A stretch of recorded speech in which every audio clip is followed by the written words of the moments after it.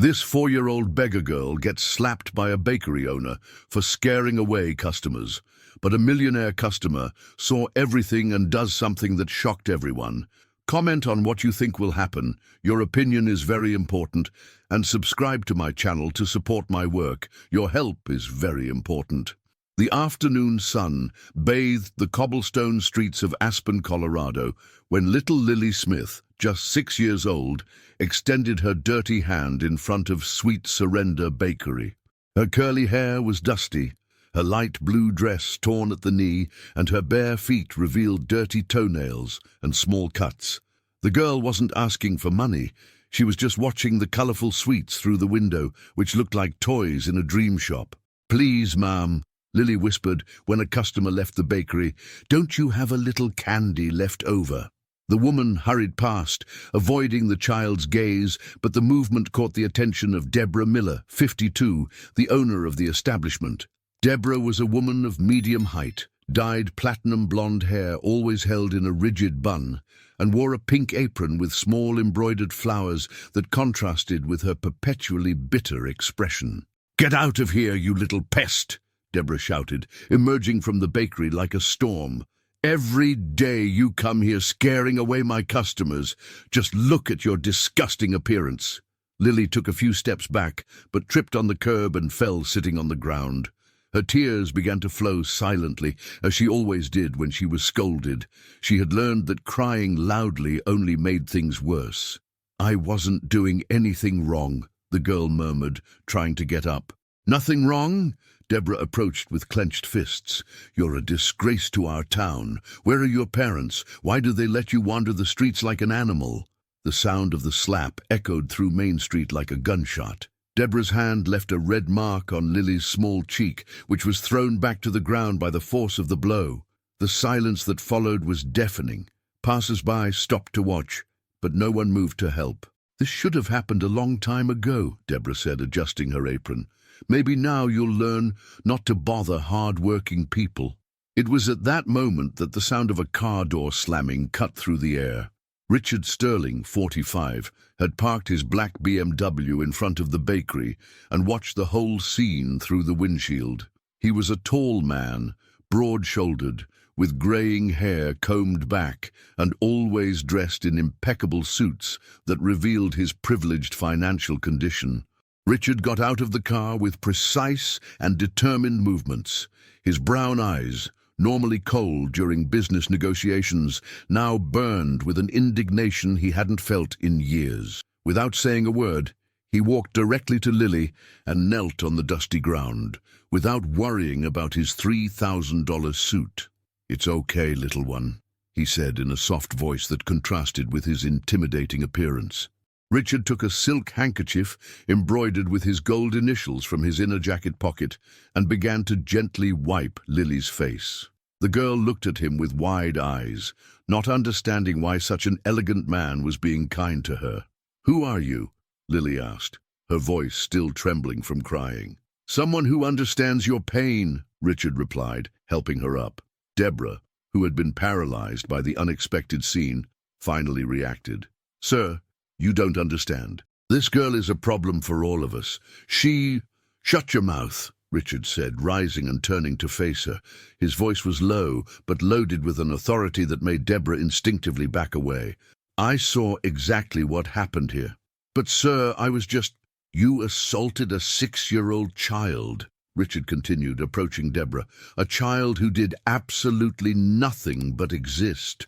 Deborah tried to justify herself, but the words came out jumbled and meaningless. She had never faced someone with Richard's imposing presence, and his natural authority left her completely disarmed. "What's the value of your bakery?" Richard asked suddenly.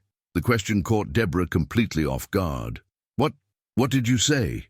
How much is this establishment worth? How much do you want for it?" "Sir, I don't understand." "It's a simple question," Richard said, taking his cell phone out of his pocket. "I can make a transfer right now. Instant payment." "How much?" Deborah began to tremble. The bakery was everything she had in the world, inherited from her mother, who had worked there for 40 years. But before Richard's glacial determination, she felt like a child being scolded. 200,000, she stammered, inventing a value she thought was impossible. Richard typed something on his cell phone without even blinking. Done. Transfer made. The bakery is now mine. Are you kidding me? I never joke about money, Richard replied, showing her the cell phone screen with the confirmation of the transfer. And I also never joke when it comes to protecting defenseless children. Deborah looked at the cell phone, then at Richard, then at Lily, who was watching everything without fully understanding what was happening. Her world had turned upside down in a matter of minutes. Now, Richard continued, putting his cell phone away, you have two options. You can take your money and get out of my sight, or you can stay and explain to me why you think it's acceptable to assault children. I didn't want to, Deborah began, but her voice failed. Didn't want to what? Hit her? Humiliate her? Make her invisible? Richard crouched down again to be at Lily's height.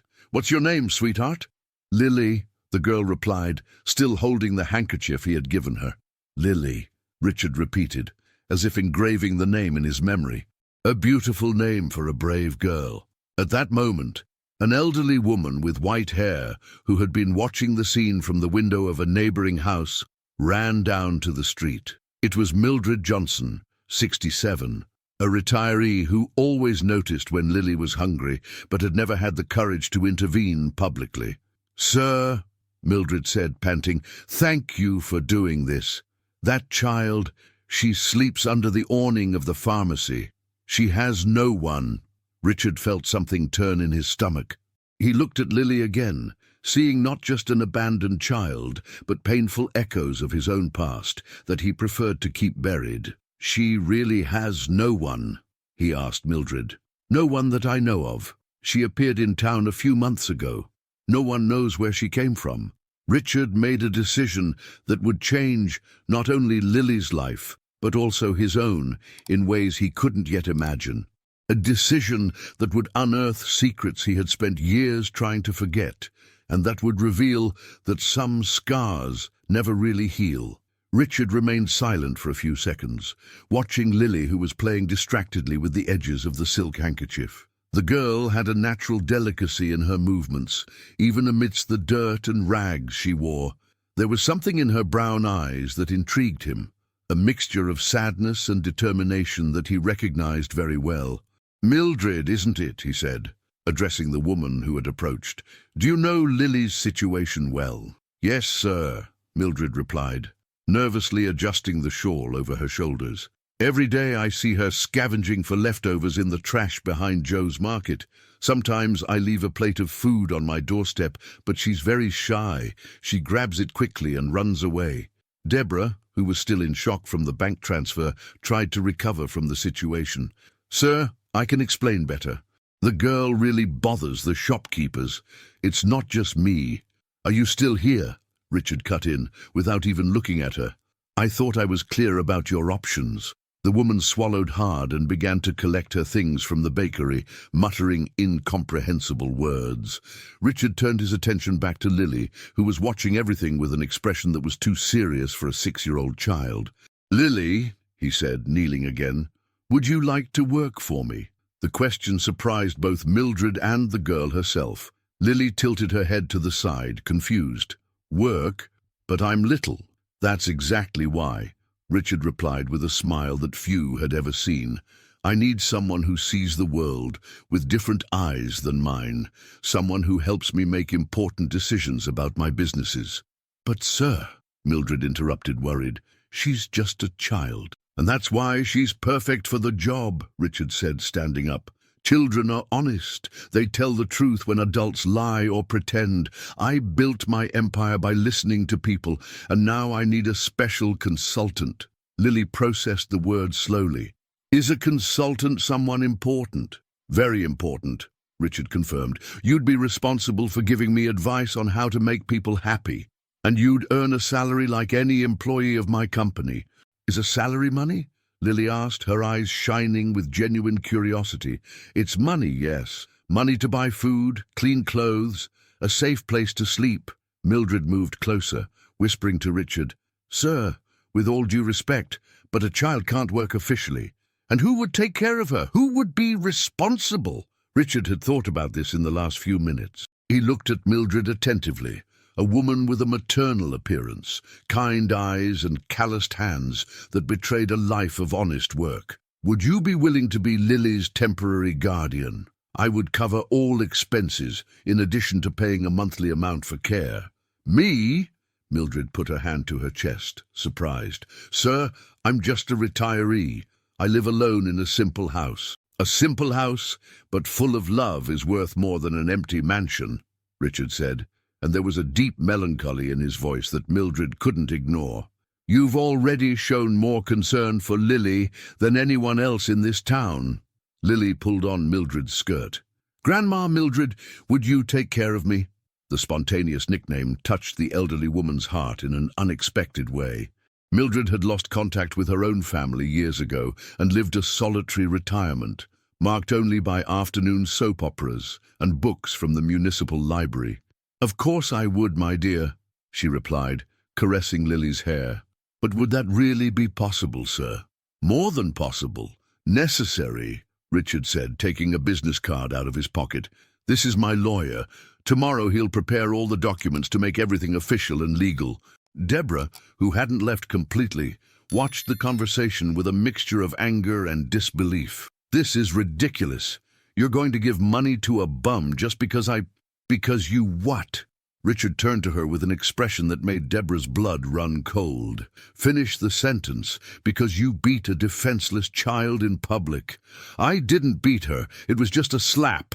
Just a slap, Richard repeated, his voice low and dangerous. On a 6-year-old child. On a child who has no one to protect her. Deborah realized that she had dug her hole even deeper and decided to leave before things got worse. She picked up a bag with her personal belongings and left, muttering down the street, while the neighbors watched her with a mixture of curiosity and judgment. Sir, Mildred said when they were alone, can I ask why you're doing this? Not that I don't think it's wonderful, but... Richard looked at Lily, who had sat down on the sidewalk and was drawing abstract shapes on the ground with a stick.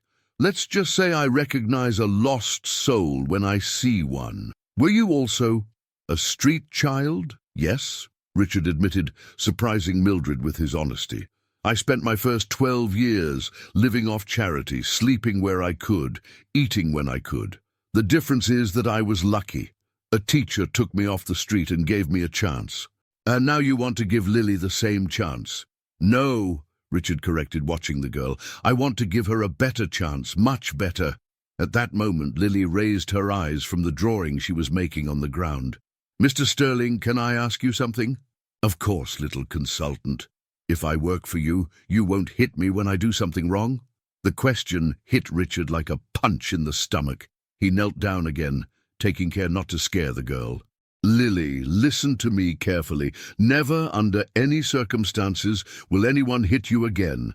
That's a promise. A real promise? A real promise. Lily smiled for the first time since he had seen her, a shy but genuine smile that lit up her whole face. Then I accept to work for you. Great, Richard said, extending his hand to her in a formal gesture. Welcome to Sterling Enterprises, Consultant Lily. The girl shook his hand solemnly, as if she understood the importance of the moment. Mildred watched the scene with tears in her eyes, feeling that she was witnessing the beginning of something special. When do we start? Lily asked. Right now, Richard replied. Your first mission is to go with Grandma Mildred to buy new clothes and take a long bath. Tomorrow we'll have our first work meeting. And where will our meeting be? Richard looked at the bakery that was now his property, then at Mildred, and finally at Lily. An idea was forming in his mind, an idea that would involve much more than simply helping a needy child. At the bakery, he said, we're going to transform this place into something completely new. Into what? I don't know yet, Richard admitted, but I'm sure you'll help me find out. As they walked towards Mildred's house, Richard couldn't shake a strange feeling that bothered him. There was something about Lily that intrigued him beyond her situation of abandonment. Something familiar that he couldn't identify, but that stirred up memories he preferred to keep buried. Mildred's house was on a quiet street, 3 blocks from the bakery. It was a simple two-story building, painted light blue with white windows and a small garden in front where purple hydrangeas grew. When she opened the door, the aroma of cinnamon and coffee wafted through the entrance, creating a welcoming atmosphere that Lily had never experienced. "Come in, my dear," Mildred said, guiding Lily through the modestly furnished living room. "I'm going to prepare a warm bath for you." Lily hesitated on the doorstep, looking around with wide eyes.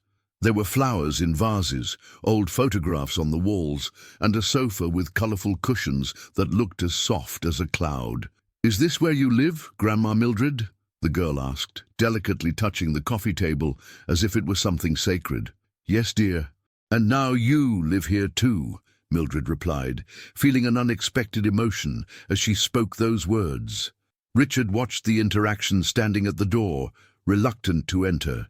There was something about the domestic atmosphere that made him uncomfortable, reminding him of a type of familiar warmth that he had lost a long time ago. "Mr. Sterling," Mildred said, "won't you come in for coffee? I just made some." "Thank you, but I have some phone calls to make," he replied, checking his watch. "I need to organize some things for tomorrow." In fact, Richard needed to process what he had just done.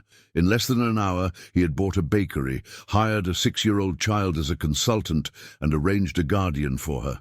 None of this made rational sense, but something in his chest told him he was on the right track. "Lily," he called before leaving, "tomorrow at 9 in the morning we'll be at the bakery. You'll come with me to meet my company and some important people." "Important people will want to meet Lily?" the girl asked incredulously. "All of them," Richard confirmed, "because you are now part of the team." After he left, Mildred took Lily to the bathroom on the 2nd floor. The bathtub was filled with warm water with fragrant bubbles, and there were clean, soft towels waiting. "I don't know how to use this," Lily admitted, looking at the bathtub as if it were an alien object. "I'll teach you, my dear," Mildred said with maternal patience. "But first, let's take off these dirty clothes." When Lily undressed, Mildred had to control herself not to cry.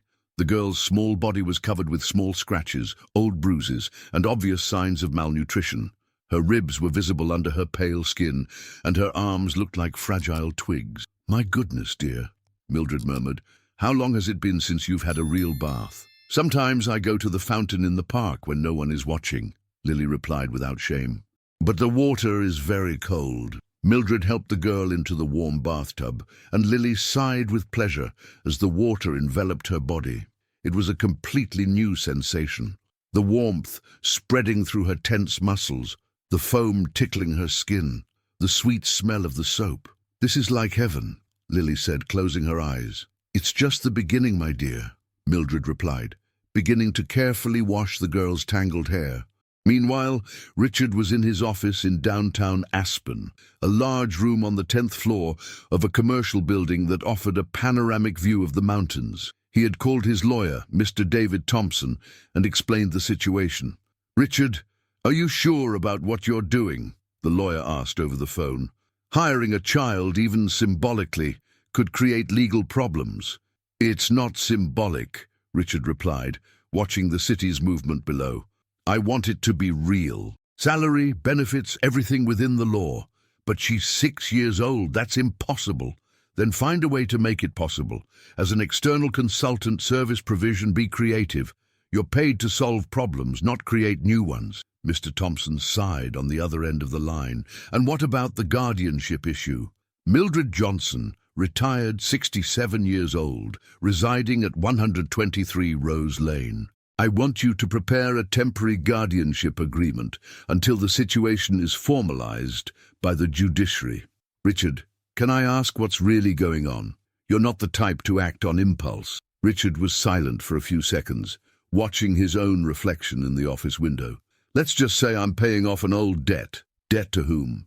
"To myself." The next morning, Lily woke up in a real bed for the first time in months. The mattress was soft. The sheets smelled of lavender, and there was a rag doll next to her that Mildred had left there overnight. "Good morning, Princess," Mildred said, entering the room with a breakfast tray.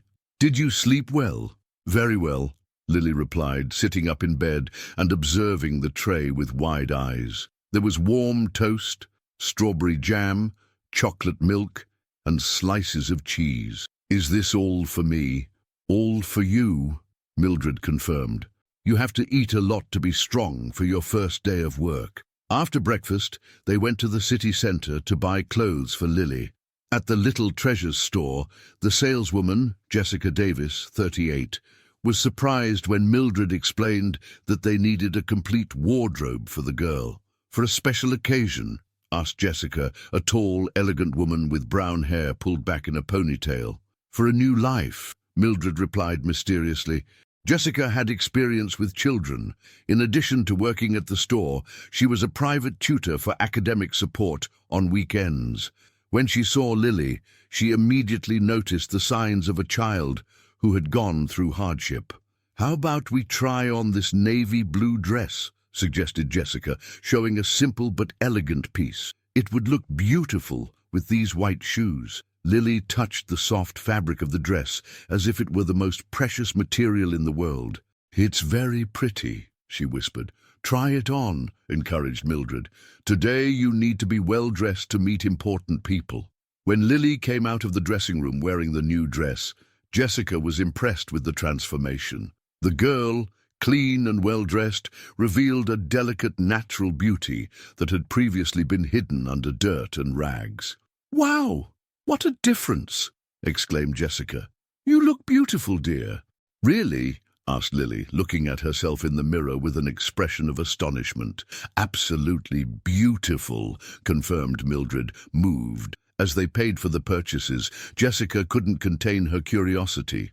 "May I ask, are you relatives?" "We are now," Mildred replied, holding Lily's hand. "This special girl came to change my life." At 9 o'clock sharp, Richard arrived at Mildred's house, driving a different car. Not the luxurious BMW from the day before, but a simple pickup truck that was more suitable for transporting a child. When Lily appeared at the door, wearing her new outfit, and with her hair styled in 2 braids tied with blue ribbons, Richard felt something stir in his chest. The transformation was impressive, but it wasn't just physical. There was a new light in the girl's eyes, a more confident posture. "Ready for your first day of work, Consultant Lily?" he asked, opening the passenger door. "Very ready, Mr. Sterling," she replied, climbing into the car carefully so as not to wrinkle her dress. As they drove towards the bakery, Richard explained what would happen that day. "We're going to meet some people from my team. They're going to ask you questions about different subjects, and you just need to be honest." "What if I don't know the answers?" "There's no wrong answer when you're sincere," Richard said. "Remember, you're my special consultant because you see things differently from adults." When they arrived at the bakery, there were 3 people waiting. Mr. Thompson, the lawyer, Sarah Miller, the administrative manager of Richard's company, and Kevin Johnson, the architect responsible for commercial renovations. "Everyone," Richard announced, "this is Lily Smith, our new special consultant." The reaction of the 3 was surprise and barely disguised confusion. Sarah, a 35-year-old woman always impeccably dressed, was the first to speak. "Richard, you can't be serious." "I've never been more serious in my life," he replied, putting his hand on Lily's shoulder. "And now I want everyone to treat Consultant Lily with the same respect they would have for any other member of the team." Lily looked at those serious and well-dressed adults, feeling a mixture of nervousness and determination.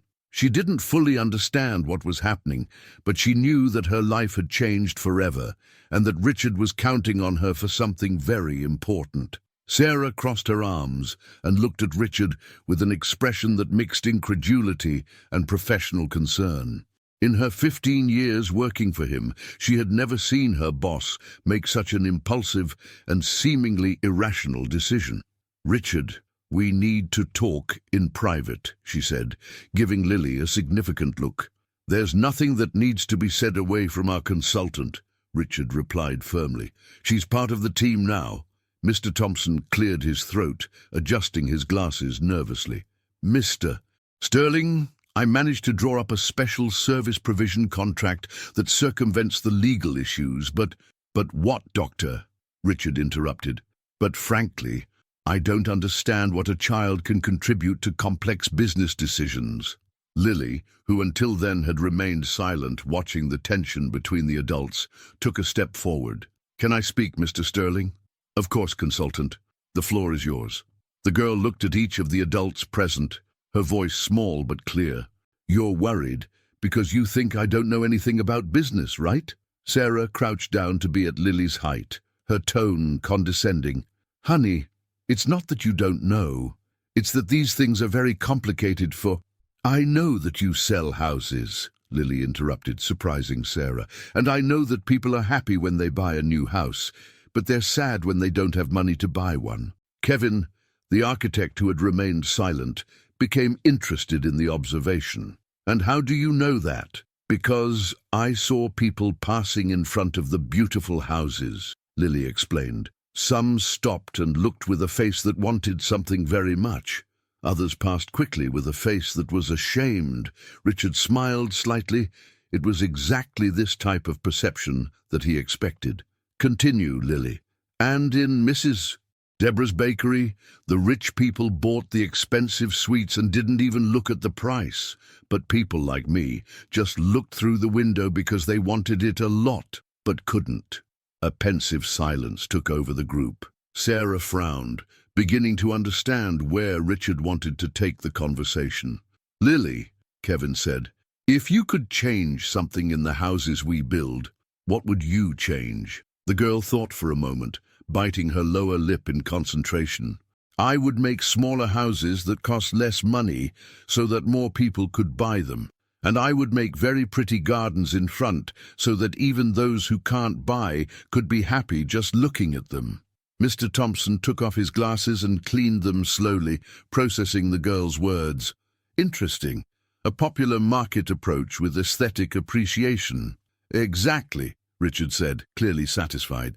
Lily just identified two market segments that we have been neglecting: affordable popular housing and community enhancement. Sarah stood up, her expression changing from skepticism to genuine curiosity. Richard, are you suggesting that we expand to the popular market? I'm suggesting that our special consultant showed us an opportunity that we hadn't considered, he corrected. And that's just the beginning. Lily pulled on the hem of Richard's jacket. Sir, can I ask why everyone was surprised when you said I was going to work here? The simple question created a moment of embarrassment among the adults. It was Kevin who answered, kneeling next to the girl. Because normally children don't work, Lily. They play, study, live with their families. Oh, said Lily, as if she finally understood something. Is it because I don't have a family that I can work? The innocence of the question hit everyone like a punch in the stomach. Sarah felt her eyes well up, Mr. Thompson cleared his throat uncomfortably, and Kevin didn't know what to answer. It was Richard who broke the silence. Lily, you do have a family. Grandma Mildred is your family now. And we, he gestured to the group, we are also your family. A family that works together. Like a family business? Lily asked, creating an expression that none of them had thought of before. Exactly like a family business, Richard confirmed. Sarah approached Lily with a softer expression. You know what, Consultant Lily, I think you can teach us a lot about what really matters to people. Really? Yes. For example, tell me, when you didn't have a place to live, what did you miss most besides food and a place to sleep? Lily thought carefully before answering. I missed someone to talk to, someone who knew my name and asked if I was okay. I missing feeling important to someone. The girl's words created a deep silence in the room. Each adult present was touched by the painful simplicity of the answer. And now? Sarah asked softly. Do you feel important? Very important, Lily replied with a radiant smile. Because Mr. Sterling said that I'm going to help make people happy. Mr. Thompson put the documents in his briefcase and turned to Richard. Okay, you've convinced me. I'll prepare all the necessary contracts. And he looked at Lily. It will be an honor to work with our special consultant. Thank you, Doctor, Lily said, extending her small hand to greet him formally. Kevin stood up, a thoughtful expression on his face. Richard, If we're going to take this seriously, I need to ask the consultant some technical questions. Do it, Richard encouraged. Lily, imagine you have a family with 2 small children and little money. What kind of house would be perfect for them? Lily closed her eyes, concentrating on the question. A small house, but that looks big, with big windows to let in plenty of sunlight, and with a small backyard where the children could play without leaving their mother's side. And if that family had a little more money after a few years, then the house could grow, Lily replied excitedly, like it was a seed that turns into a big tree. Kevin looked at Richard with admiration. She just described the concept of evolutionary housing, modular designs that can be expanded as the family's financial situation improves. Is that good? Lily asked. It's very good, Kevin confirmed. It's an idea that would revolutionize the popular real estate market. Sarah pulled up a chair and sat next to Lily. Consultant, I have a different question. If you had a lot of money and could help other children like you, what would you do? Lily didn't hesitate. I'd make a place where they could take warm baths every day, eat delicious food, and sleep in soft beds. But not a sad place like a hospital. A happy place with beautiful colors and gardens full of flowers. And who would take care of them in that place? Caring people like Grandma Mildred, people who would give hugs when they got sad and who knew each one's name. Richard watched the conversation with a mixture of pride and emotion that surprised him.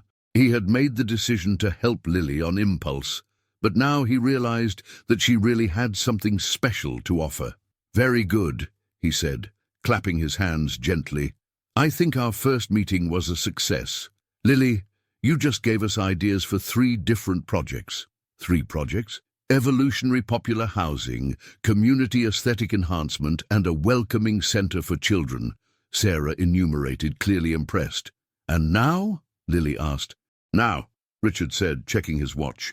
We're going to have lunch together to celebrate. But first, I want to show you something. He led her to the old bakery display window, where there were still some forgotten sweets from Deborah. What do you see when you look at this? Lily observed carefully, tilting her head to the side.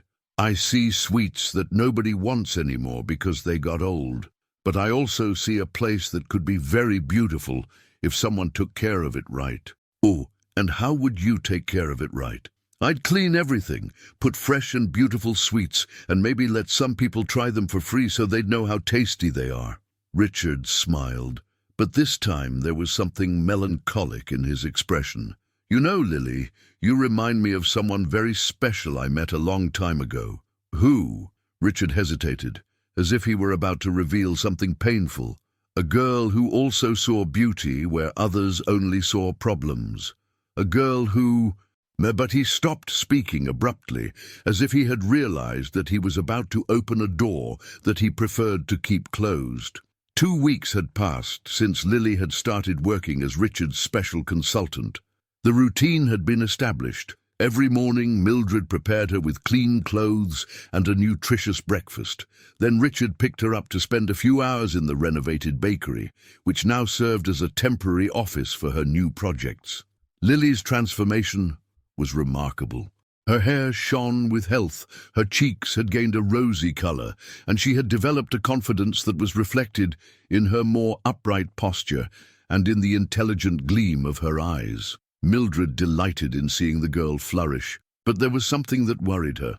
Richard, she said one morning when he arrived to pick up Lily, can I talk to you for a moment? Of course, Mildred. Lily, can you wait in the garden? Can I play with the flowers? The girl asked. You can, my dear, Mildred replied, waiting for her to leave before continuing. Mr. Sterling, I've noticed that Lily has been asking questions about school. What kind of questions? She wants to know why other children her age spend the day studying, and she doesn't. Yesterday we found the neighbor's daughter coming home from school with a backpack full of books, and Lily got very curious. Richard frowned. He had been so focused on integrating Lily into the business world that he hadn't considered her basic educational needs. Do you think she should be attending school? I think she needs to interact with other children and learn things her age, Mildred said carefully. "The work in the company is wonderful, but she's still a 6-year-old child." At that moment, Lily came running back from the garden holding a small yellow flower. "Grandma Mildred, can I take this little flower to decorate our office?" "Of course you can, dear," Mildred replied, but there was a worried expression in her eyes. During the drive to the bakery, Richard watched Lily in the rearview mirror. She was humming softly while playing with the flower, completely oblivious to the adult's concerns about her future. "Lily," he said, "would you like to meet other children your age?" "I would," she replied immediately.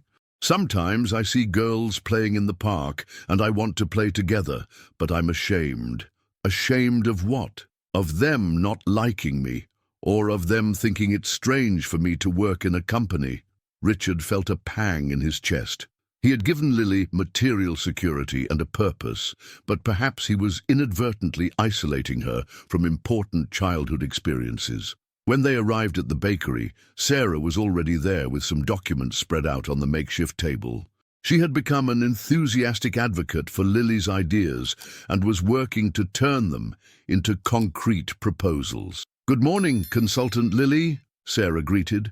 "I have news about the Growing Houses project." "What news?" Lily asked excitedly. "Kevin managed to draw the preliminary plans based on your suggestions. Do you want to see?" Sarah spread some sketches on the table, and Lily leaned over them with genuine interest. The drawings showed small modular houses that could be expanded in stages. "Wow, they're beautiful," exclaimed Lily. "And look, there's a garden in front like I said." "There is. And you know what else? We already have 3 families interested in buying." Lily jumped for joy. "Really? 3 families will live in houses that I helped think about?" "Really?" confirmed Sarah, smiling at the girl's enthusiasm. It was at that moment that the door of the bakery opened and a woman entered whom Richard didn't recognize. She was well-dressed, middle-aged, with a serious and determined expression.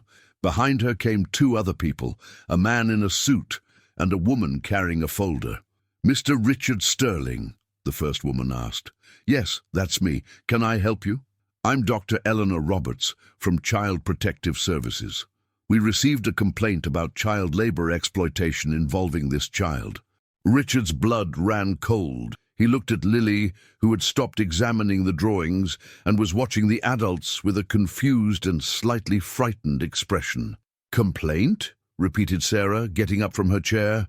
"What kind of complaint?" "Information that Mr. Sterling hired a minor to work in his company," explained Dr. Roberts, consulting her papers, "and that the child is being kept away from activities appropriate for her age, such as attending school." Richard forced himself to stay calm. "Doctor, I can explain the situation. Lily is not a regular employee. She's a 6-year-old child who should be playing and studying, not involved in business activities," interrupted Dr. Roberts.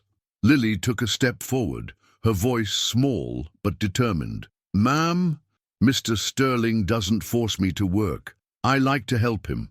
"Honey," said Dr. Roberts, crouching down to be at Lily's height, "you don't understand that children shouldn't work. You should be in a school with teachers and classmates." "But I'm learning a lot of things here," Lily protested, "and I'm helping families have beautiful houses." The man in the suit spoke up. "Mr. Sterling, I'm a lawyer from the district attorney's office. We need to clarify this situation immediately." Sarah tried to intervene. "You don't understand. Lily was abandoned on the street. Richard saved her." "And that's commendable," said Dr. Roberts, "but it doesn't justify putting her to work. There is a correct protocol for dealing with children in situations of abandonment." Richard felt the ground moving under his feet. All the happiness he had seen blossoming on Lily's face in recent weeks seemed threatened by this bureaucratic confrontation. "Doctor," he said, trying to maintain a respectful tone, "can I show you the contracts that my lawyer prepared? Everything was done within the law." "Mr. Sterling, there is no legal contract that allows a 6-year-old child to work," replied the lawyer from the district attorney's office. Lily approached Richard and took his hand, feeling the tension in the air. "Mr. Sterling, are they going to take me away?" The innocent question broke everyone's heart. Dr. Roberts, despite her official position, felt touched by the obvious connection between the businessman and the girl. "No one is going to take you away from the people who take care of you," reassured Dr. Roberts, "but we need to make sure you are being raised correctly." "What does that mean?" Richard asked, fearing the answer. "It means that Lily needs to be enrolled in a school immediately," explained Dr. Roberts, "and that her activities here at the company need to be rediscussed." "But I don't want to stop working," said Lily, tears beginning to form in her eyes. "I like to help Mr. Sterling." "And you can continue helping," said Dr. Roberts gently, "but after school, as an extra activity, not as work." Sarah looked at Richard, seeing the frustration and fear in his eyes. She knew that he had become attached to Lily, as much as the girl had become attached to him. "What if we provide school enrollment immediately?" asked Sarah, "and adjust Lily's activities here to be clearly recreational and educational?" "It would be a good start," admitted Dr. Roberts. "But we also need a psychological evaluation to ensure that the child has not been traumatized by this situation." "Traumatized?" exploded Richard. "She was starving on the street. How can you suggest that I traumatized her?" "Mr. Sterling," said the lawyer from the district attorney's office firmly, "please remain calm. We are just following the protocol to protect the child's well-being." Lily let go of Richard's hand and addressed Dr. Roberts. "Ma'am, can I tell you something?" "Of course, dear. Before I met Mr. Sterling, I cried every day because I was hungry and cold. Now I only cry when I'm too happy. He didn't hurt me. He saved me." Lily's simple words created an emotion-charged silence in the room. Dr. Roberts looked at the well-dressed, healthy and articulate girl, then at Richard, whose anguish was evident. "All right," she said finally, "we'll give you a week to comply with the requirements. School enrollment, redefining the activities here, and an evaluation with a child psychologist. If everything is in order, there will be no further interference." When the Child Protective Services team left, Lily sat down in a chair, looking much smaller than her 6 years. "Mr. Sterling, did I do something wrong?"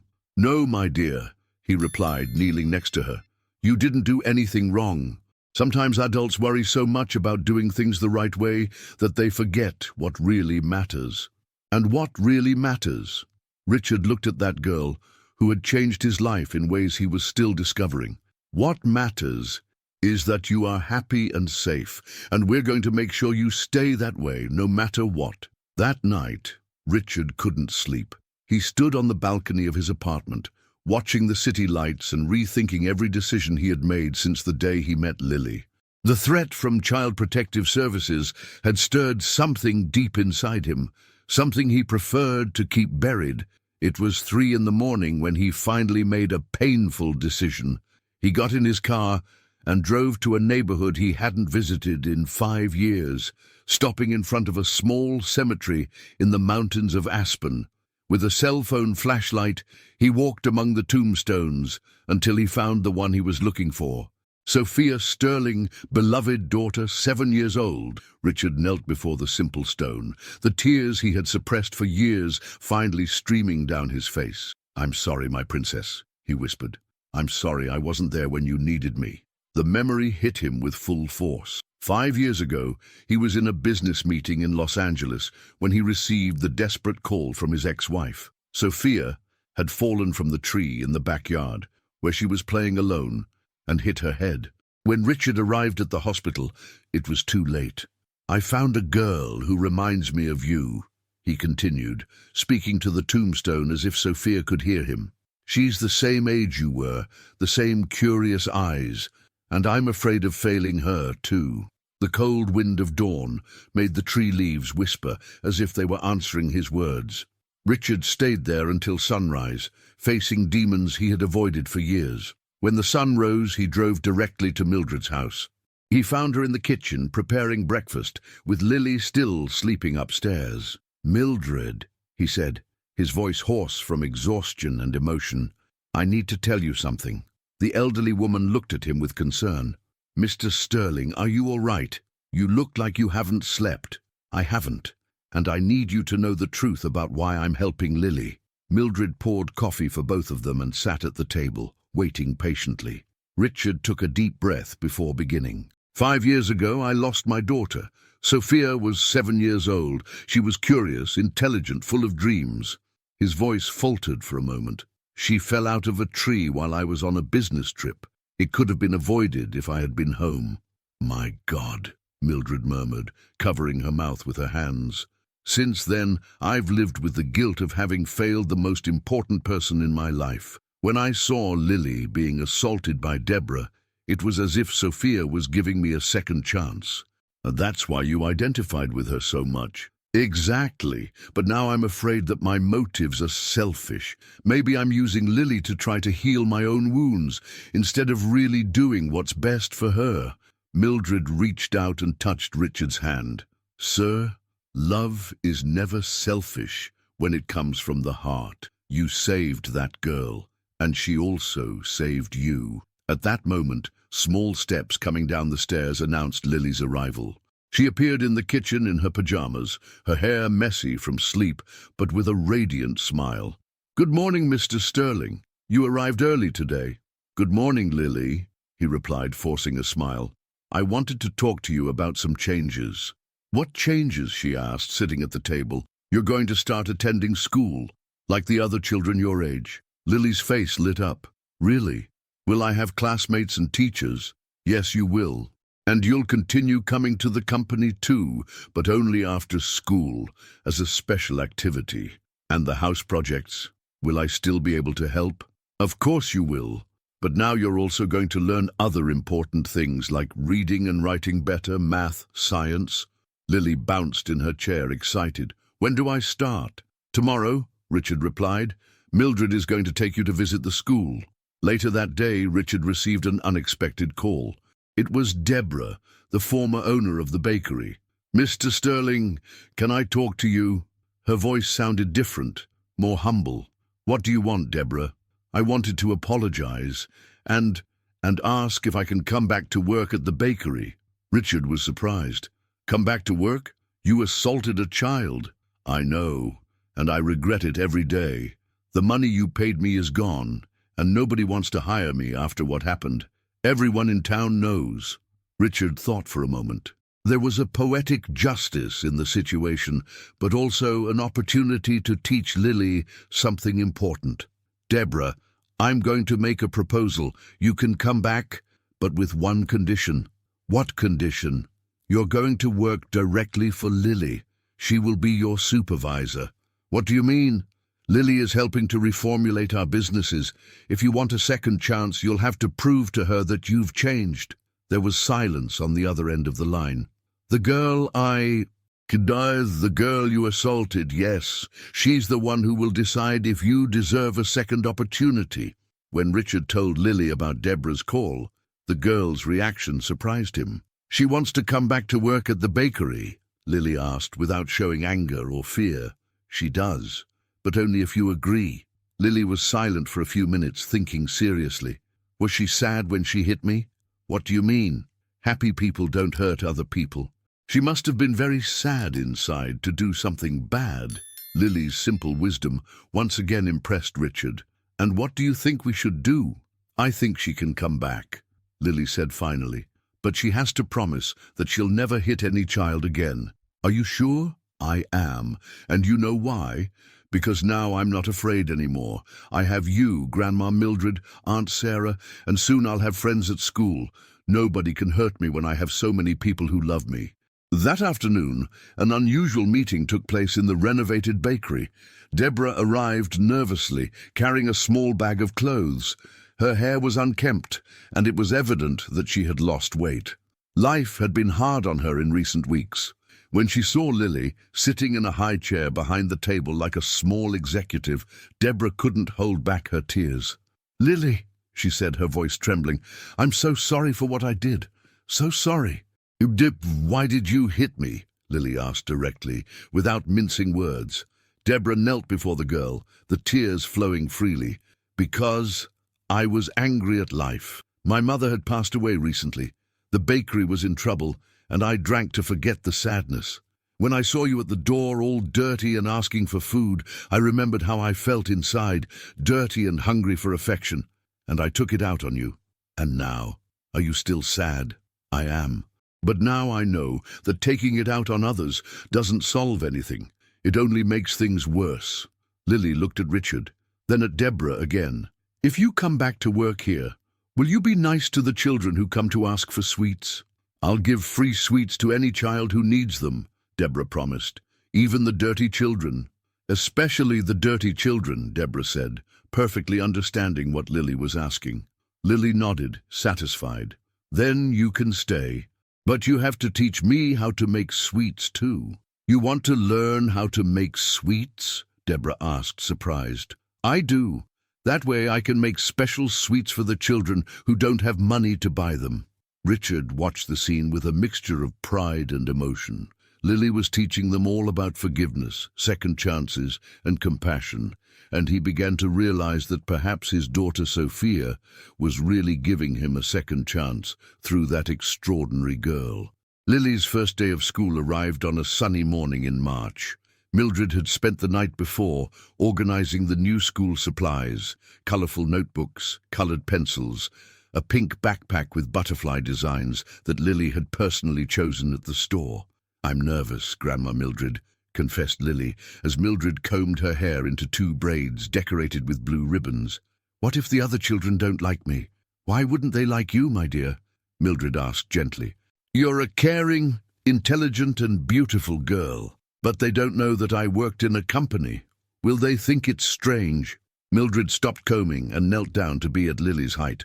My dear, your past is part of who you are, but it doesn't define who you can become. At school, you'll just be Lily, a 6-year-old girl who likes to draw birds and make sweets. Richard arrived punctually at 7:30 to accompany them to Aspen Elementary School. During the trip, he noticed that Lily was unusually quiet, playing nervously with the straps of her backpack. Lily, he said, watching her in the rearview mirror, remember what we talked about being a special consultant? I remember that I see things differently from adults. Exactly. At school it will be the same way. You're going to meet children who have different experiences from yours, and that's good. Each person has something unique to teach. Aspen Elementary School was a 1-story building painted light yellow with a large playground where several children were playing before the start of classes. When they got out of the car, Lily hid behind Richard, observing the other children with a mixture of curiosity and shyness. There are many children, she murmured, and all of them were also nervous on their first day, said Mildred, holding her hand. The school principal, Mrs. Patricia Evans, 55, greeted them at the entrance. She was a woman of short stature, grey hair tied in a bun, and golden glasses that gave her a maternal but firm air. You must be Lily, she said, crouching down to be at the girl's height. I heard you're a very special girl. Special how? Lily asked timidly. That helps adults make important decisions, replied Mrs. Evans with a smile. That requires a lot of intelligence. Don't you think it's strange? I think it's fascinating. And I'm sure you're going to bring very interesting ideas to our school. The first-grade teacher, Jessica Davis, the same one who had helped Lily choose clothes at the store weeks before, appeared to meet her new student. Lily! Exclaimed Jessica with genuine joy. It's so good to see you here. Do you remember me? I remember you, Mrs. Davis, replied Lily, more relaxed at seeing a familiar face. Come on, I'll introduce you to your new classmates. The first-grade classroom had walls decorated with colorful drawings, an alphabet in large letters, and small desks organized in groups of 4. There were 12 children in the class, some talking animatedly, others playing with small toys. Everyone, announced Jessica, we have a new classmate. This is Lily. Hi, Lily, shouted some children in chorus. A curly-haired girl named Ashley approached. Lily, do you want to sit next to me? Can I? Asked Lily, looking at Jessica. Of course you can. Ashley, take good care of our new friend. Richard and Mildred said goodbye to Lily at the classroom door, promising to pick her up at the end of the day. As they left the school, Richard felt a strange anxiety, as if he were leaving something precious in unknown territory. "She'll be all right," said Mildred, noticing his concern. "I hope so. I'm afraid it will be difficult for her to adapt after everything she's been through." During the first few hours of class, Lily proved to be an attentive and participatory student. When Jessica asked each child to draw their family, Lily created an elaborate illustration that included Richard, Mildred, Sarah, and even Deborah working at the bakery. "How many people in your family, Lily?" commented Jessica, admiring the drawing. "It's because family isn't just who lives together," explained Lily. "It's who takes care of us with affection." At recess, Lily initially leaned against the wall, watching the other children play. It was Ashley who called her to participate in a circle game. "Come on, Lily, let's play Ring Around the Rosie." Hesitantly, Lily joined the group. When they began to sing and spin hand in hand, she felt a joy different from anything she had ever experienced. The simple joy of being just a child among other children. During lunch at school, an incident changed everything. A boy named Billy, known for bullying the younger classmates, decided to pick on Lily. "You're the girl who lived on the street," he said loud enough for others to hear. "My mum said you were a beggar." The courtyard fell silent. Lily felt her face burning with shame, the tears beginning to form in her eyes. It was exactly what she feared would happen. "Is it true?" asked another boy, curious. Lily was about to run when Ashley stood up and positioned herself next to her. "So what if she lived on the street?" said Ashley bravely. "Now she has a family who loves her, and she's the coolest person I've met today." "But she was dirty and asked for food," insisted Billy. "Billy," said a girl named Emily, "my grandmother always says that only very brave people can survive when they have nothing. Lily must be very brave." Other children began to speak out in defense of Lily, creating a chorus of support that completely surprised her. "It's true," said a boy named Michael. "My dad lost his job last year, and we almost became homeless. I know how hard it is." Lily looked around, seeing friendly faces where she expected to find judgment. "Thank you," she said softly, her voice choked with emotion. Billy, seeing that he was alone in his cruelty, walked away muttering. "Lily," said Ashley, "do you want to tell us what it's like to work in a company? It must be very interesting." During the rest of lunch, Lily found herself at the center of attention, but in a positive way.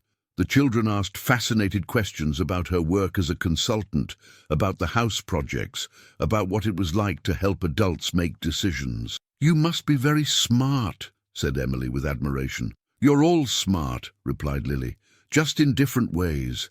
When classes ended, Richard and Mildred were waiting at the gate, eager to know how her first day had been. "How was it, my dear?" asked Mildred as soon as Lily appeared. "It was wonderful," exclaimed Lily, running to hug them. "I made many friends, and Mrs. Davis is very nice, and nobody was mean to me." "Nobody?" asked Richard, noticing something in her tone that suggested that not everything had been perfect. "Well, a boy tried to be mean, but the others defended me. And you know what I discovered?" "What?" "That having gone through difficult things doesn't make me different from other children. It makes me special in a good way." During the trip back, Lily talked excitedly about her teacher, her new friends, the activities she had done. But when they arrived at the bakery for the afternoon meeting with Sarah, she asked a question that caught Richard off guard. "Mr. Sterling, can I bring my friends from school to visit our bakery?" "Of course you can." "Why?" "Because I want to show them that even people who start with little can do important things. And I want them to see that you are the kindest person in the world." Richard felt his eyes welling up. "Lily, you don't need to defend me." "I'm not defending you," she said seriously. "I'm telling the truth. You saved me, and now I want everyone to know that people like you exist." That night, when Richard was alone in his apartment, he reflected on Lily's words. She was integrating well into school, making friends, having normal experiences of a 6-year-old child. But at the same time, she maintained the wisdom and the unique perspective that made her special. For the first time since he met Lily, Richard began to believe that he might really be doing the right things, that perhaps, in some mysterious way, His daughter Sophia was watching over him and over that extraordinary girl who had entered their lives. 3 months had passed since Lily had started attending school, and her life had found a harmonious rhythm. Mornings at school with her new friends, afternoons at the bakery helping with Richard's projects, and quiet nights at home with Mildred. Deborah had proven to be a dedicated employee and a surprisingly patient mentor, teaching Lily the secrets of the bakery. But not everything was perfect. Rumors began to circulate through the town, fueled by people who did not understand or did not approve of Lily's unusual situation. The first manifestation of these rumors came from an unexpected source. At the monthly meeting of the Aspen Chamber of Commerce, the president, Mr. Robert Anderson, 60, raised an issue that left everyone, those present, uncomfortable. "Colleagues," he said, adjusting his glasses as he observed the audience of local business owners, "we need to discuss a situation that is generating worrying comments in our community." "What situation?" asked Mrs. Betty, owner of the stationery store. "The issue of businessman Richard Sterling and his protégé," said Mr. Anderson, choosing his words carefully. "I have been receiving calls from people questioning whether it is appropriate for a single man to raise a child with no family ties." A murmur of discomfort rippled through the room. Deborah, who had been invited to the meeting as the new representative of the bakery, felt her blood boil. "Mr. Anderson," she said, standing up, "with all due respect, do you know Lily's situation? I know she was a child in a street situation who was informally adopted by Sterling." "She was starving," said Deborah, her voice trembling with emotion. "And I mistreated her. It was Richard who saved her." "No one is questioning the good intentions," continued Mr. Anderson, "but there are appropriate procedures for these situations. Specialized institutions, families registered for adoption." "Institutions?" exploded Deborah. "Did you see how Lily was when she lived on the street? And did you see how she is now, happy, healthy, studying?" Mrs. Betty spoke up. "Deborah is right. The girl is visibly well cared for. Whenever I see her at school, she is clean, well-dressed, smiling." "But the comments persist," insisted Mr. Anderson.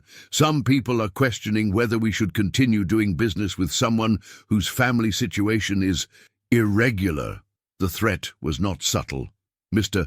Anderson was suggesting a boycott of Richard's businesses, and everyone in the room understood that. "Mr. Anderson," said Deborah, feeling a courage she didn't know she possessed, "if you organize any kind of boycott against Richard Sterling, I will make sure to tell the whole town how Lily was treated before he appeared, and I guarantee that many people will not like what they hear." The tension in the room became palpable. Mr. Anderson did not expect resistance, especially from Deborah, whom he considered a natural ally due to her history with Richard. Meanwhile, at school, Lily faced her own challenges. Some parents had begun to question her presence in the class, influenced by the rumors circulating through the town. During a parent-teacher meeting, the situation exploded. Mrs. Susan, mother of Billy, the boy who had picked on Lily on the first day, raised an issue that left teacher Jessica furious. "Teacher," said Mrs. Susan, "don't you think the presence of this special child is negatively influencing our children?" "In what sense?" asked Jessica, maintaining her professional tone despite her irritation. "Well, she comes from a very different background. She lived on the street. She has an irregular family situation. We don't want our children to normalize this type of situation." "Mrs. Susan," replied Jessica firmly, "Lily Smith is one of the most polite, intelligent, and caring students I have ever had the privilege of teaching. If there is any influence being exerted, it is positive." "But the stories she tells about working in a company, about being mistreated, it's traumatic for the other children." "Her stories teach empathy and resilience," Jessica retorted, "qualities that all children should develop." Mrs. Patricia Evans, the principal, decided to intervene. "Mrs. Susan, Lily has undergone all the psychological evaluations required by Child Protective Services. She is perfectly adapted and poses no risk to the other children. But her situation with this businessman, Lily's guardianship has been officially approved, Mrs. Evans cut in. And frankly, the way some adults are reacting is much more worrying than any behavior of hers. That night, Mildred noticed that Lily was quieter than usual during dinner. "Did something happen at school today, my dear?" she asked. "Billy's mom told him not to play with me anymore," Lily replied sadly. "And some other children are also acting strange." "Strange how?" "Like I was different, but not special different. Bad different." Mildred felt her heart clench. "And how do you feel?" "Sad, but also confused. I haven't changed anything. I'm still the same Lily. Why are people acting like I've done something wrong?" At that moment, Richard arrived for his nightly visit. It had become routine for him to have dinner with them several times a week. He immediately realized that something was wrong. "What happened?" he asked, seeing the worried expressions. Mildred told him about the situation at school, and Richard felt a familiar anger grow in his chest. It was the same anger he had felt when he saw Deborah assaulting Lily months ago. "Lily," he said, kneeling next to her, "remember when we talked about people who don't understand different situations? I remember. You said that some people are afraid of what they don't know." "Exactly. And unfortunately, when adults are afraid, sometimes they do things that hurt innocent children. Like me, like you. But I want you to know one thing. No matter what people say, you have every right to be where you are. At school, at our company, in this house. You belong here. Even if some people don't like it. Especially if some people don't like it," said Richard firmly. "Because that means we're bothering people who prefer to pretend that children like you don't exist." The next day, the situation worsened. Sarah arrived at the office with a worried expression, carrying a stack of printed emails. "Richard, we need to talk," she said, closing the door behind her. "What is it now?" 3 clients cancelled contracts this week, all claiming ethical issues related to our corporate image. Richard took the emails and read them quickly. The messages were carefully worded, but the meaning was clear. The clients were moving away due to Lily's situation. "How much does this represent in losses?" he asked. "Approximately $300,000 in contracts," replied Sarah, "and it may be just the beginning. Did you receive any indication of who is behind this? Rumors point to the Chamber of Commerce. It seems there is an organized campaign to question our moral adequacy." Richard crumpled the papers in his hands. "Moral adequacy? Saving an abandoned child is moral inadequacy? For some people, apparently yes." At that moment, Lily entered the office, freshly arrived from school with Mildred. She immediately noticed the tension in the air. "Did something happen?" she asked, looking from Richard to Sarah. Sarah hesitated, but Richard decided to be honest. "Some people don't like our family arrangement, Lily, and they're trying to harm our businesses because of it." "Because of me?" asked Lily, her eyes filling with tears. "No," said Richard firmly, kneeling to be at her height. "Because of their ignorance. You didn't do anything wrong. But if I wasn't here, they wouldn't do this to you." "Lily," said Sarah, also approaching, "if it weren't for you, we would just be another ordinary company. You made us special. You taught us things we would never learn on our own, but you're losing money because of me." "Money we'll earn back," said Richard. "Family is irreplaceable." Mildred, who had observed the whole conversation in silence, spoke up.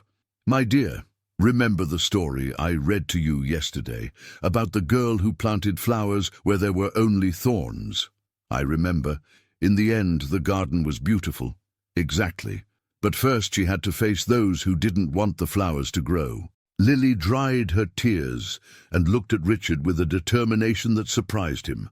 "Mr. Sterling, what can we do to show these people that they are wrong? What do you suggest?" "We can show the whole town how our projects are helping families. And we can invite everyone to see the renovated bakery, to taste the sweets I learned to make." Sarah smiled. "A total transparency campaign." "Exactly," said Lily. using a word she had recently learned. Let's show that we have nothing to hide.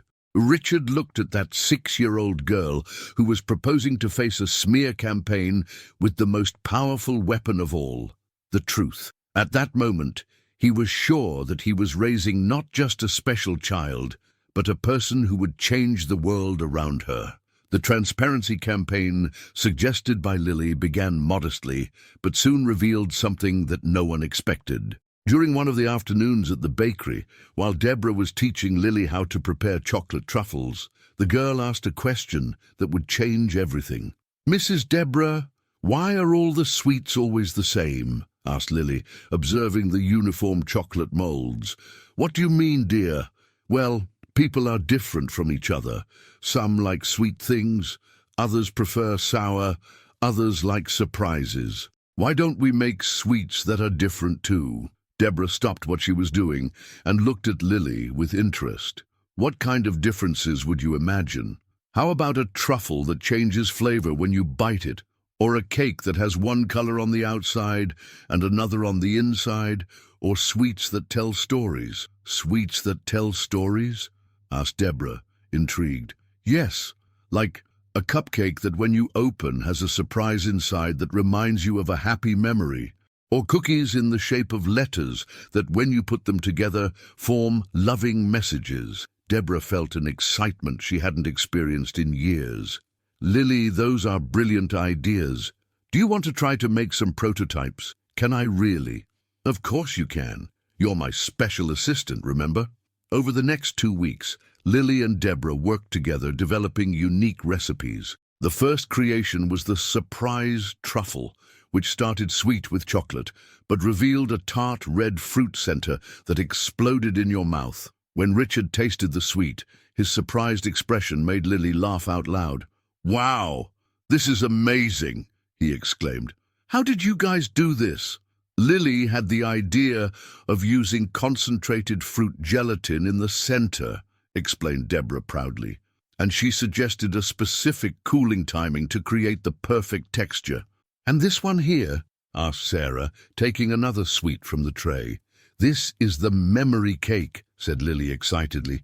"On the outside it's vanilla, but when you bite it, it has layers of different flavors that remind you of childhood. Powdered milk, strawberry, chocolate with peanuts." Sarah bit into the cake and her eyes widened.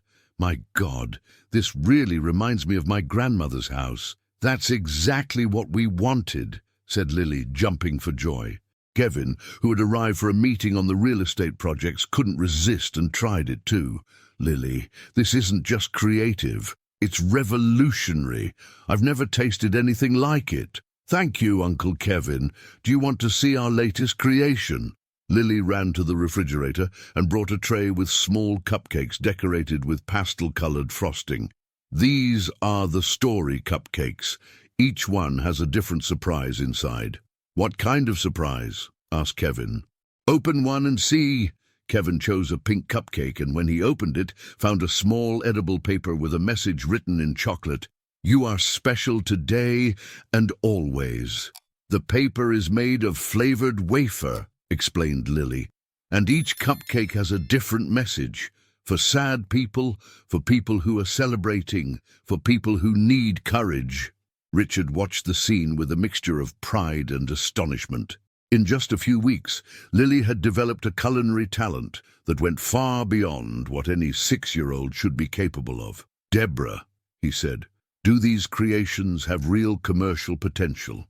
"Mr. Sterling," replied Deborah, her eyes shining with enthusiasm, "in 40 years working with sweets, I've never seen anything like it. Lily not only created unique flavors, she created emotional experiences." "Emotional experiences?" "Each of her sweets awakens a memory, a feeling, a connection. This goes far beyond traditional confectionery." That night, Richard had an important conversation with Mildred and Lily. "Lily," he said, "do you realize that you have a very special talent for making sweets? For creating experiences that touch people's hearts? That's a rare gift." "But I just wanted to make sweets that made people happy," said Lily innocently. "And that's exactly why it's so special," replied Mildred. "You're not trying to impress anyone. You're genuinely wanting to spread joy. What does that mean? Asked Lily. It means, said Richard, that maybe we've found a way to show the whole town the type of extraordinary person you are. The following week, Richard made a bold decision. He organized an event at the bakery, inviting all the business owners in the town, including the members of the Chamber of Commerce who had tried to boycott him. An event? Asked Sarah, worried. Are you sure it's a good idea? What if they come just to create problems? Then at least they'll have to face the truth, replied Richard, and meet Lily personally. The invitation was distributed throughout the town. Special tasting, meet the new Sweet Surrender Bakery and its unique creations, free admission. On the day of the event, Lily was visibly nervous. She had spent all morning helping Deborah prepare a variety of her special creations. What if they don't like it? She asked Richard. Impossible, he replied. But if by chance they don't like it, it won't be because your sweets aren't good. It will be because they aren't ready to accept something so innovative. What if they're mean to me? Then I'll be here to protect you. And Mildred and Sarah and Kevin and Deborah, you have a whole family supporting you. At 3 in the afternoon, the bakery began to fill up. To everyone's surprise, more than 50 people showed up, including Mr. Robert Anderson and several members of the Chamber of Commerce. Lily, wearing a small apron specially made for her, stood behind the counter with Deborah, explaining each creation to the visitors. This is the surprise truffle, she said to a group of ladies. It starts sweet, but has a tart surprise in the middle. It's like life. Sometimes we have unexpected surprises, but they make everything more interesting. The ladies tasted it, and their expressions of surprise quickly turned into smiles of pleasure. "Girl, this is amazing!" exclaimed one of them. "How did you invent this?" "I thought about the people I know," replied Lily. "Each one has a different personality, so the sweets should too." Mr. Anderson, who had arrived with a skeptical expression, approached the counter. "So you're the famous Lily," he said, his tone neutral. "Yes, sir. Do you want to try some sweets? I can recommend a special one for you." "Which one?" Lily observed him carefully for a few seconds, with the same concentration she used when analyzing projects at the company. "The story cupcake," she said finally. "I think you need a special message today." Mr. Anderson took the cupcake she offered, a little reluctantly. When he opened it and found the message, "Sometimes a change of heart is the greatest sign of wisdom," he stopped completely. "How did you know?" he asked, genuinely surprised. "Know what?" "That I was rethinking some things." Lily smiled. "I didn't know, but I believe that everyone deserves a second chance to see things differently." The event continued for 3 hours. Each person who tasted Lily's creations left, impressed not only with the unique flavors, but with the charismatic personality and unexpected wisdom of the girl. When Mrs. Susan, Billy's mother who had tried to exclude Lily from school, tasted the memory cake, she began to cry. "This flavor reminds me of my childhood," she said, moved. "How can a child create something so profound?" "Because she understands that food is much more than flavor," explained Deborah. "It's memory, it's emotion, it's connection." At the end of the event, something extraordinary happened. Mr. Anderson asked to speak to everyone present. "Everyone," he said, climbing onto a chair to be seen, "I came here today with some preconceived ideas, but after meeting Lily personally and tasting her creations, I have to admit that I was wrong." An expectant silence took over the room. "This girl is not a problem for our community," he continued. "She is a gift, and anyone who tries to harm the family who has taken her in will have to answer to me personally." Spontaneous applause erupted through the bakery. Lily, without fully understanding what had happened, but feeling the positive energy around her, smiled radiantly. "Mr. Sterling," she whispered, pulling his sleeve, "does this mean they won't try to hurt us anymore?" "It means much more than that," he replied, hugging her. "It means you just won the heart of the whole town." That night, while they were cleaning the bakery after the event, Deborah made an observation that left everyone thoughtful. "You know what impresses me most about Lily?" she said. It's not just her talent for creating unique sweets. It's how she sees the best in people, even in those who were bad to her. What do you mean? Asked Sarah. Mr. Anderson came here ready to criticize, but she treated him with the same affection that she treats you. She really believes that all people can change. Richard looked at Lily, who was organizing the utensils with the seriousness of a little professional. That's exactly why she's so special, he said. She doesn't hold grudges, she doesn't judge, she only loves. It was this extraordinary ability to love unconditionally that would make Lily not only a talented baker, but a person who would change the lives of everyone around her in ways they couldn't even imagine. 6 months had passed since the event at the bakery, and Lily's life had stabilized in a way she never thought possible. Her culinary creations had become famous throughout Aspen. The school had embraced her completely, and even the most reluctant merchants now greeted her affectionately on the street. But it was on a rainy afternoon in June that an unexpected discovery would change everything again. Jessica, Lily's teacher, had scheduled a meeting with Richard and Mildred to discuss the girl's academic development. Lily is far beyond the level expected for her age, explained Jessica in the school office. Her ability to reason, creativity, and emotional intelligence are exceptional. I'm considering suggesting that she skip a grade. Would she adapt well to that? Asked Mildred, worried. Academically, yes, but there's something else I need to discuss with you. Jessica paused, as if she was gathering courage to continue. During an activity about family history, Lily mentioned some memories that caught my attention. What kind of memories? Asked Richard, feeling a strange anxiety. She talked about a woman who used to sing to her before she went to sleep, a woman with long brown hair who smelled like flowers, and she mentioned the name Rosemary. Richard's heart stopped for a second. Mildred covered her mouth with her hands, surprised. Rosemary? Repeated Richard, his voice almost a whisper. Yes.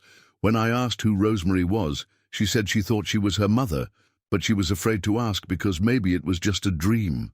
Jessica observed the adults' reactions.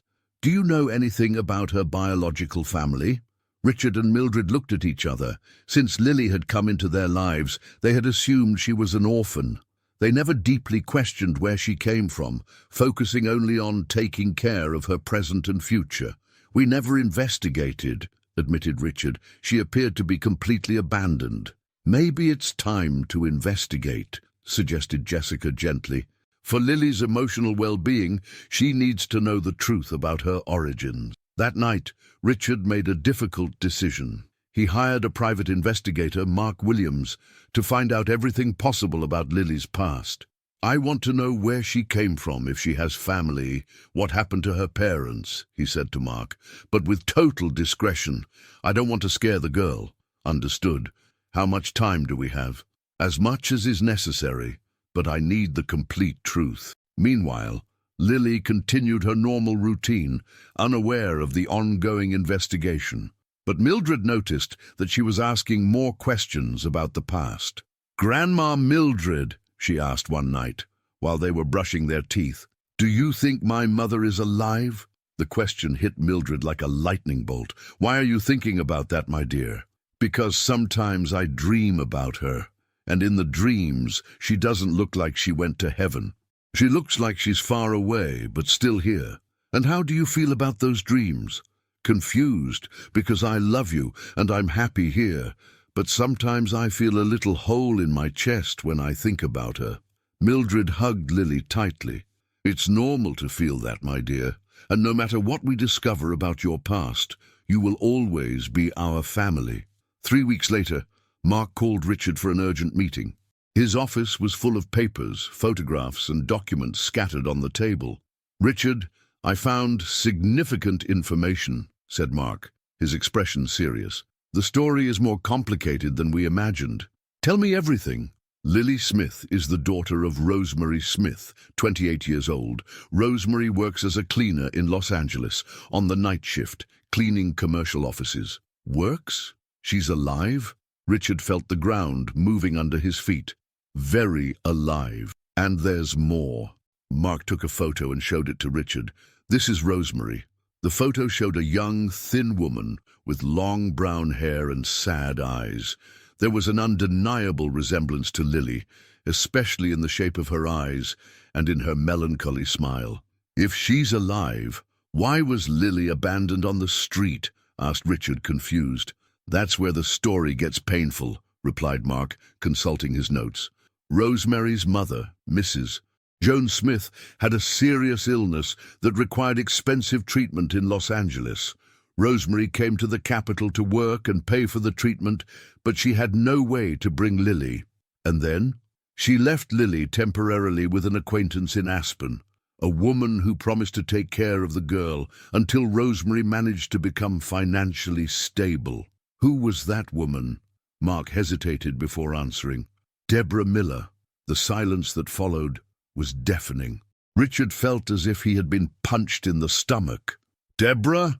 he repeated incredulously. "Deborah knew who Lily was all along?" "Apparently, yes. Rosemary paid a monthly amount for Deborah to take care of Lily. But when Mrs. Joan passed away and Rosemary lost her temporary job, she stopped being able to send money. And Deborah simply abandoned the child. From what I discovered, Deborah started drinking heavily after her own mother died. When Rosemary's money stopped arriving, she put Lily out of the house." Richard stood up abruptly, walking to the window. The anger he felt was so intense that his hands trembled. "How long has Rosemary not had news of Lily?" he asked. 8 months.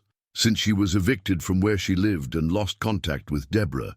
She has been trying to find her daughter since then." "Trying how?" "Calling hospitals, police stations, shelters. She registered Lily as missing in Los Angeles, but as the girl was in another city, they never made the connection." Richard closed his eyes, processing the magnitude of the situation. "Where is Rosemary living now?" "In a very simple boarding house in downtown Los Angeles. She works from 10 at night to 6 in the morning, sleeps a few hours, and spends the rest of the day looking for her daughter." "And is she okay?" Mark hesitated. "Physically, yes. Emotionally, she's destroyed. The supervisor of the boarding house told me that she cries every night." That night, Richard couldn't sleep. He walked around the house, struggling with conflicting emotions. Lily had finally found a loving and stable family. She was flourishing in all aspects of her life. But somewhere in Los Angeles, a desperate mother was spending sleepless nights looking for her daughter. And Deborah knew the truth all along. The next morning, Richard arrived at the bakery earlier than usual. He found Deborah preparing the dough for the day's sweets, humming softly as had become her habit.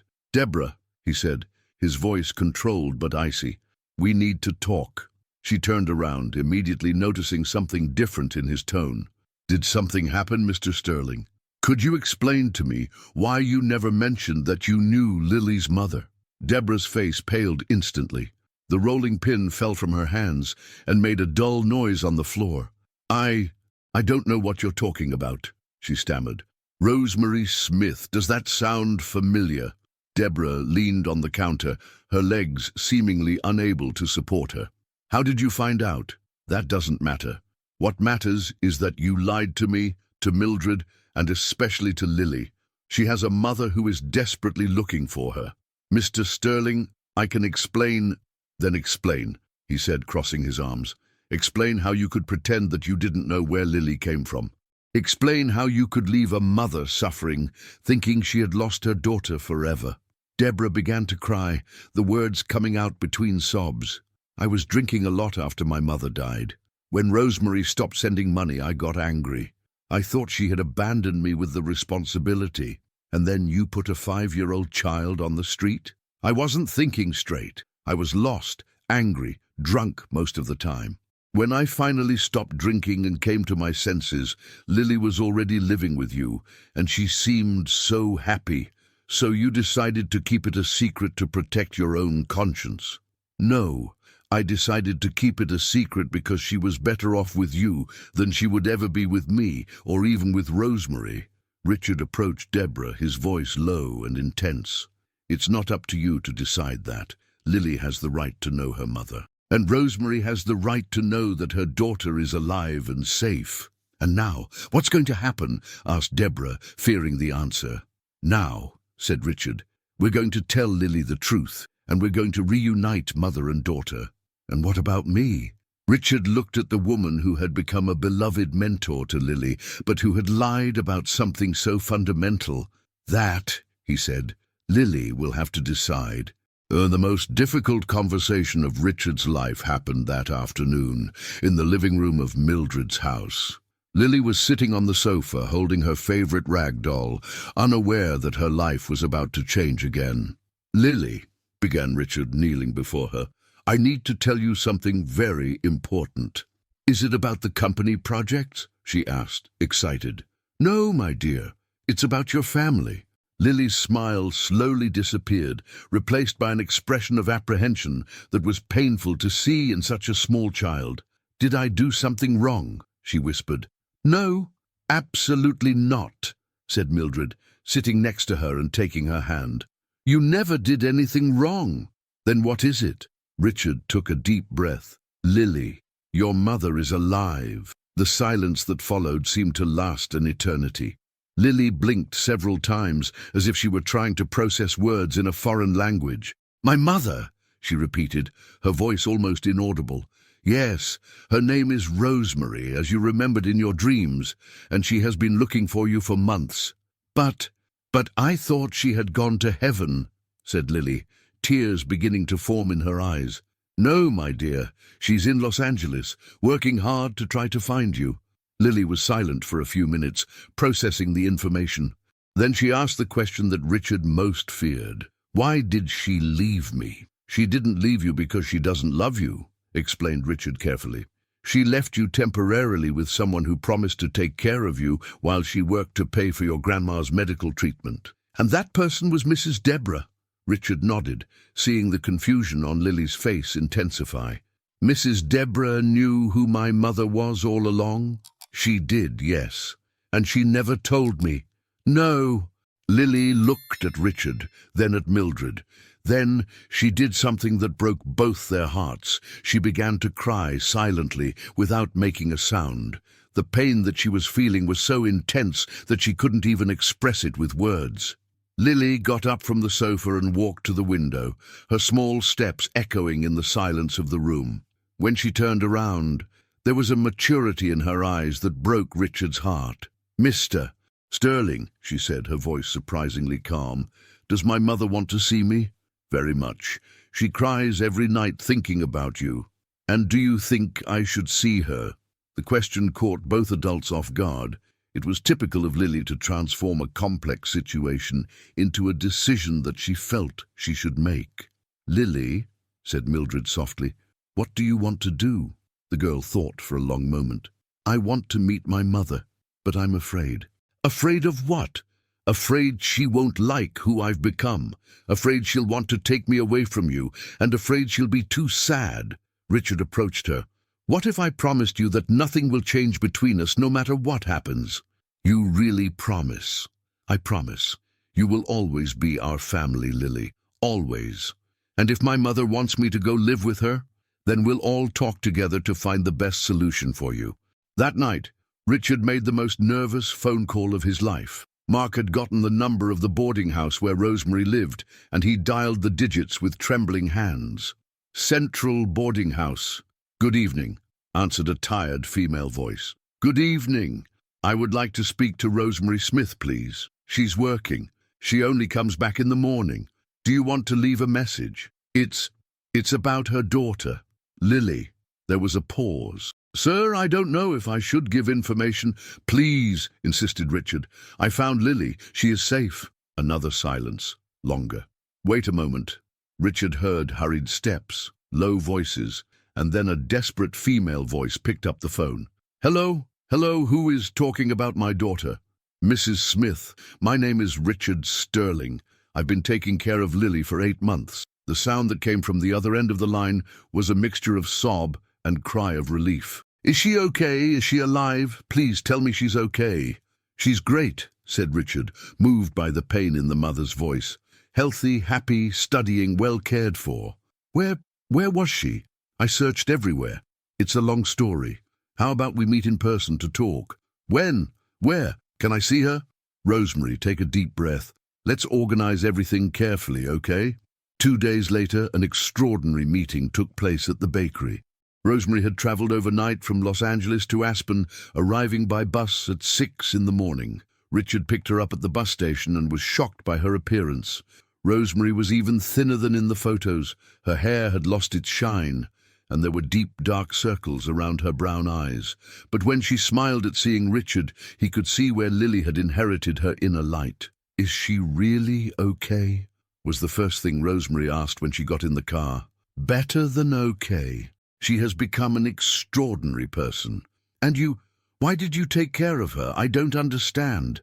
Richard told the whole story during the trip. How he had found Lily being assaulted, how she had become his special consultant, how she had integrated into school and developed unique talents in the bakery.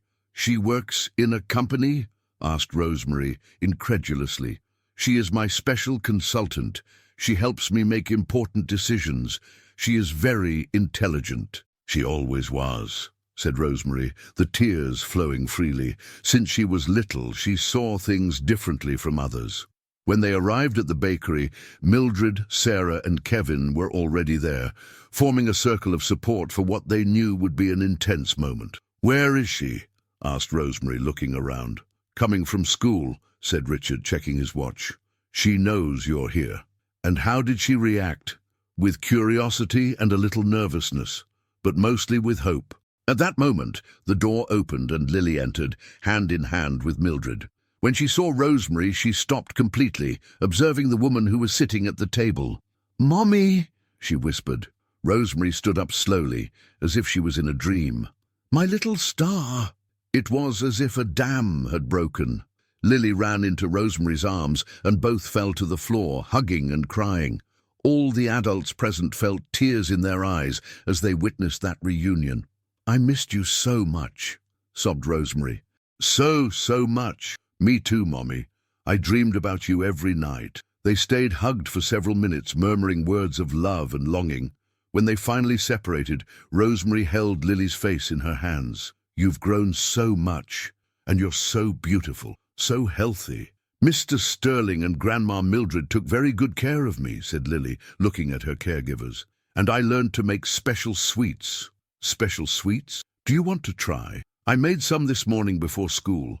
During the next hour, Lily showed Rosemary all her culinary creations, told her about school, about her friends, about the projects at Richard's company. Rosemary listened to everything with a mixture of pride and pain. Pride in seeing how her daughter had grown and developed, pain for having missed so many important moments. "Mommy," said Lily in a pause in the conversation, "are you going to take me away?" The question that everyone feared was finally asked. Rosemary looked at Richard, then at Mildred, seeing the genuine love they had for her daughter. "Lily," she said carefully, "do you want to go with me?" "I love you, Mommy. I missed you a lot, but I also love these people who took care of me.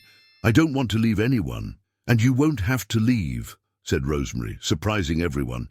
"These people gave you what I couldn't give: stability, education, opportunities. It would be selfish of me to take that away from you." "But you're my mother," said Lily, confused, "and I always will be. But sometimes loving someone means wanting what's best for that person, even if it's not the best for us." Richard spoke up. "Rosemary, there's a solution that could work for everyone." "What?" "You could move to Aspen, work at the bakery with us. Lily would continue living with Mildred during the week because of school, but she would spend weekends with you. We would be an extended family." Rosemary looked at all the hopeful faces around the table. "Would you do that, even after I abandoned my daughter?" "You didn't abandon her," said Mildred firmly. "You were a brave mother who made impossible sacrifices to take care of her family. And now," added Lily, "we can be a big and happy family." That afternoon, while watching Lily teaching Rosemary how to make one of her special sweets, Richard realized that his family had grown once again, but in a way that strengthened rather than divided the bonds that already existed. The decision about what to do with Deborah weighed on everyone, especially on Lily. For 3 days after the reunion with Rosemary, the girl was quieter than usual, clearly processing the revelations about who really knew her past. On the fourth morning, Lily woke up with a determination that surprised Mildred. "Grandma," she said during breakfast, "I want to talk to Mrs. Deborah." "Are you sure, my dear? You don't have to do this if you're not ready." "I'm ready, but I want you and Mr. Sterling to be with me." That afternoon, a tense meeting took place at the bakery. Deborah was visibly nervous, her hands trembling as she organized and reorganized the utensils on the counter. When Lily entered, accompanied by Richard and Mildred, she couldn't look directly at the girl. "Mrs. Deborah," said Lily, her voice clear but serious, "can you look at me, please?" Deborah raised her eyes slowly, meeting Lily's direct gaze. "Yes, dear? Why didn't you tell me that you knew my mother?" The simple and direct question made Deborah collapse. She knelt on the floor, the tears flowing freely. "Because I'm a coward," she said, her voice choked. "Because when I stopped drinking and saw how happy you were here, I was afraid of ruining everything. But my mother was very sad looking for me." "I know, and I will carry that guilt forever." Lily approached Deborah, observing her with the same attention she used to analyze the ingredients of the sweets. "Mrs. Deborah, you hurt me when you hit me that day." "Yes, I hurt you." And you hurt me again when you didn't tell me about my mother." "Yes, but you also taught me how to make beautiful sweets, and you apologized for real, and you took care of me after Mr. Sterling brought us together." Deborah nodded, unable to speak. "My mother taught me a song when I was little," continued Lily. "It talked about how people can change when someone believes in them." "Lily," murmured Deborah, "can you forgive me?" The question hung in the air for a few seconds. Richard and Mildred watched, knowing that it was a decision that only Lily could make. "I can forgive you," said Lily finally, "but you have to promise me one thing." "Anything. Promise that you'll never lie to me again, even if it's to protect me." "I promise. And promise that you'll help other children who were like I was before." "How so?" "When lost children appear here, you'll take care of them for real. You'll give them food, affection, and you'll help them find their families." Deborah looked at Lily with admiration. Even at 6 years old, the girl was transforming her mistake into an opportunity to do good. "I promise that too," she said. "Then you're forgiven. But now we have to work together to make our bakery even more special." That afternoon, something extraordinary happened. Rosemary, who had gotten a temporary job at a local inn, appeared at the bakery for her first official visit to her daughter's workplace. When she saw Deborah, the tension was immediate. Rosemary stiffened, her eyes shining with a long-repressed anger. "You!" she said, her voice low and dangerous. Deborah turned around, paling at seeing the woman whose life she had helped to destroy. "Rosemary, you promised me you'd take care of her. You promised me you'd treat her like your own daughter." "I know, and I failed you." "Failed?" Rosemary's voice rose an octave. "You put my daughter on the street, a 5-year-old child." Lily positioned herself between the two women, her small hands extended as if she could physically maintain peace. "Mommy," she said calmly, "Mrs. Deborah has already apologized, and she's trying to be better." "Lily, you don't understand. This woman—" "I do understand. She hurt me and hurt you. But if I can forgive, you can too." Rosemary looked at her daughter, seeing a wisdom that went far beyond her 6 years. "My little one, you don't need to defend those who hurt you." "I'm not defending. I'm choosing not to carry anger in my heart." Lily's answer left all the adults in silence. Rosemary knelt down to be at her daughter's height. "How did you get so wise?" "I learned from people who loved me even when I had nothing to give in return," replied Lily, looking at Richard and Mildred. That night, an important conversation took place between Rosemary and Deborah, mediated by Richard. The two women sat facing each other in the empty bakery, while Lily played in the background with Mildred. "Rosemary," began Deborah, "I know that nothing I say can undo what I did. But I want you to know that I think about your pain every day." "Do you have any idea what I went through these months?" asked Rosemary, her voice controlled but intense. "I woke up every day thinking that maybe I had lost my daughter forever. I imagine it must have been terrible." "Terrible doesn't describe it at all. It was like dying a little every day." Deborah nodded, the tears flowing silently. "Rosemary, I don't expect your forgiveness, but I want you to know that I'm going to spend the rest of my life trying to make up for the harm I caused. How? Taking care of Lily as she deserves, helping you build a life here, and mainly, ensuring that no child goes through what your daughter went through. Rosemary was silent for a long time, observing Deborah carefully. Have you really changed? She asked finally. I'm trying, every day. And you don't drink anymore? I haven't touched a drop in 8 months, since the day I saw how I had hurt Lily. Rosemary sighed deeply. Deborah, I can't say I forgive you now. It will take time, but I can say that I'm willing to try. It's more than I deserve. It's not for you, clarified Rosemary. It's for Lily. She loves this place. She loves these people. And if you're part of her happiness, then I'll learn to live with it. 2 weeks later, the bakery underwent a transformation that reflected the changes in everyone's lives. Richard had decided to expand the business, creating not just a commercial space, but a community center. I want it to be a place where families gather, he explained to Lily while they watched the workers working, where children can play while parents talk, where lonely people can find company. Like Grandma Mildred was before she met me? Asked Lily insightfully.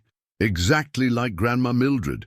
The new bakery would have a play area for children, larger tables for families, and a special space where Lily could give cooking classes to other children. Cooking classes? She asked, excited. You have a special talent, Lily, and special talents should be shared. On the day of the reopening, something magical happened. The entire town attended, including many families who had moved into the houses designed based on Lily's ideas. Children ran through the new space. Parents chatted animatedly, and the energy of the place was of pure joy. Lily, wearing a special apron with her name embroidered on it, circulated among the tables, offering her special sweets and explaining the stories behind each creation. This here is the courage truffle, she said to a group of shy children. It's for when you need to be brave to do something difficult. And does it really work? Asked a little girl. It works if you believe you can be brave, replied Lily with a smile.